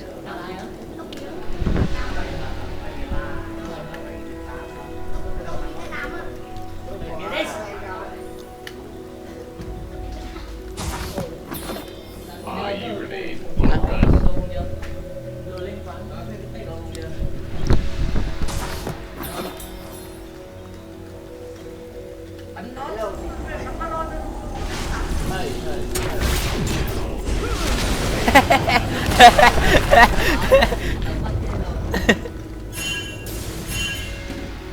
Tên bạn vui tính mẹ lồn nữa. Này lên kéo quý nha. Đéo chặt được. Quýnh nó. Lắc chiêu này. Tao cover cho.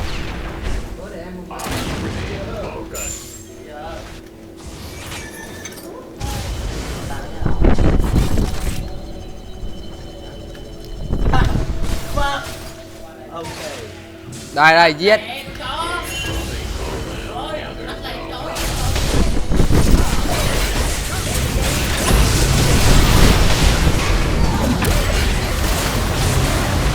Ôi em xin lỗi anh. Hack cái đéo gì. Còn đéo flash đâu. Có ta flash rồi.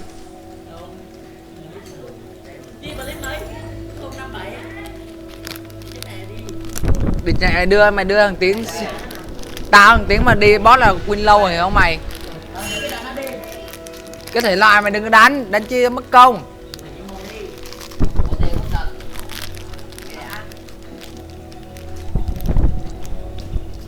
Riêng ông cống Better Red vô nè.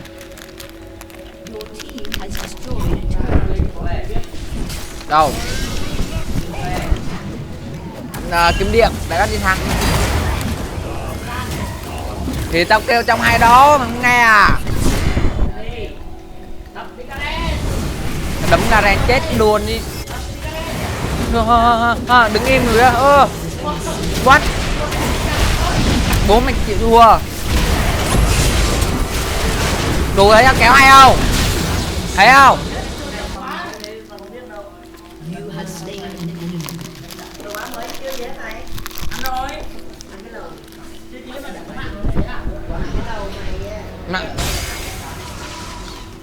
Thứ nhất phải cho support một mặt danh dự á, hiểu không?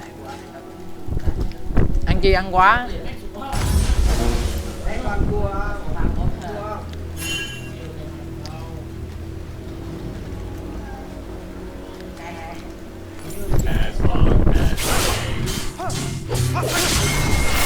Win luôn Tiến ơi. AL win luôn này. Đánh nhầy quá. Số lên trai.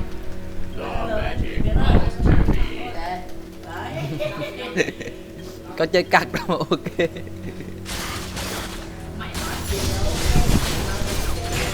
Rồi.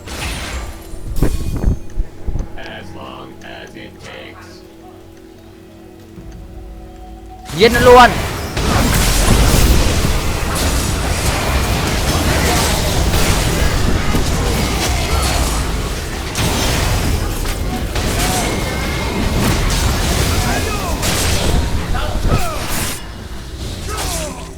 Nó dám rờ mày, tuổi gì? Nó thấy tao ở đây mà dám rờ mày.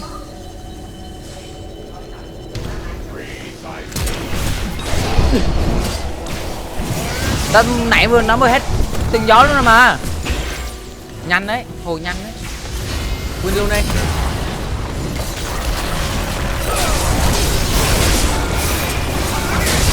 Đủ má kéo, đẳng cấp.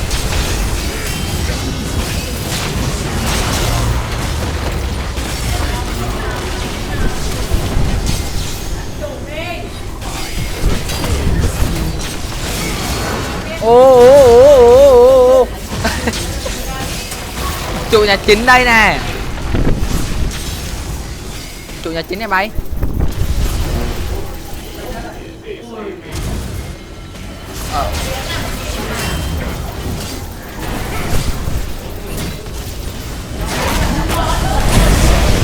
Mày không thấy tao phá trụ à? Đi con mẹ.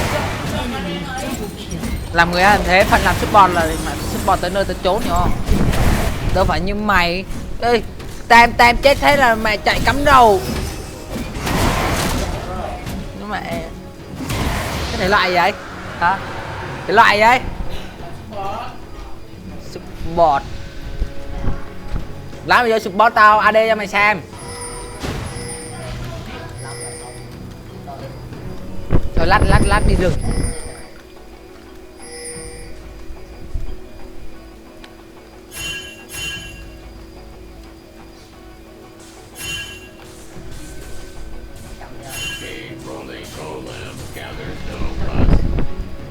Tao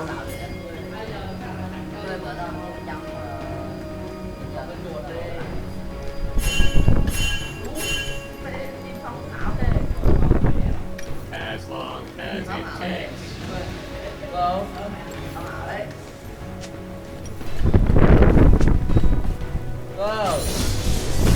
Hey boy, win luôn.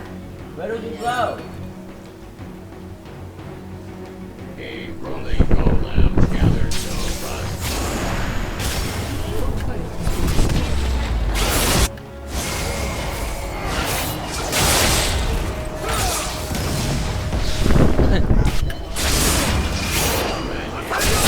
Ô ô bắt lộn.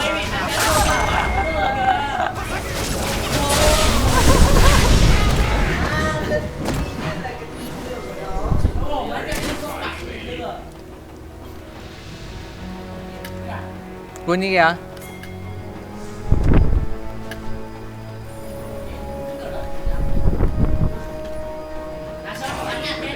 Cái mẹ nói giờ AL win sướng mà.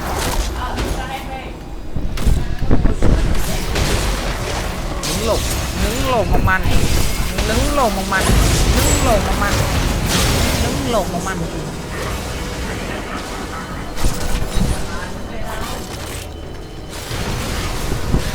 Nhanh Tiến ơi.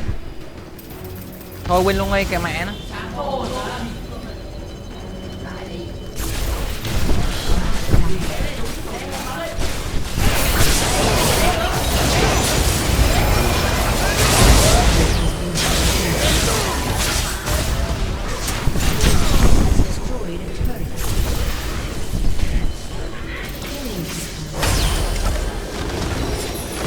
Thôi tao khinh.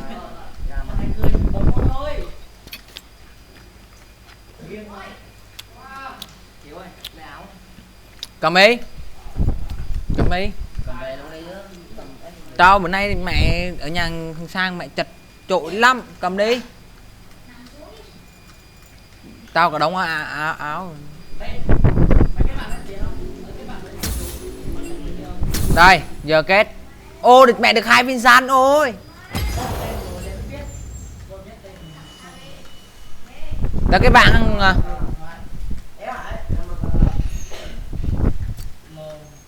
cái bạn đồng ý cái bạn đấy kìa Sang.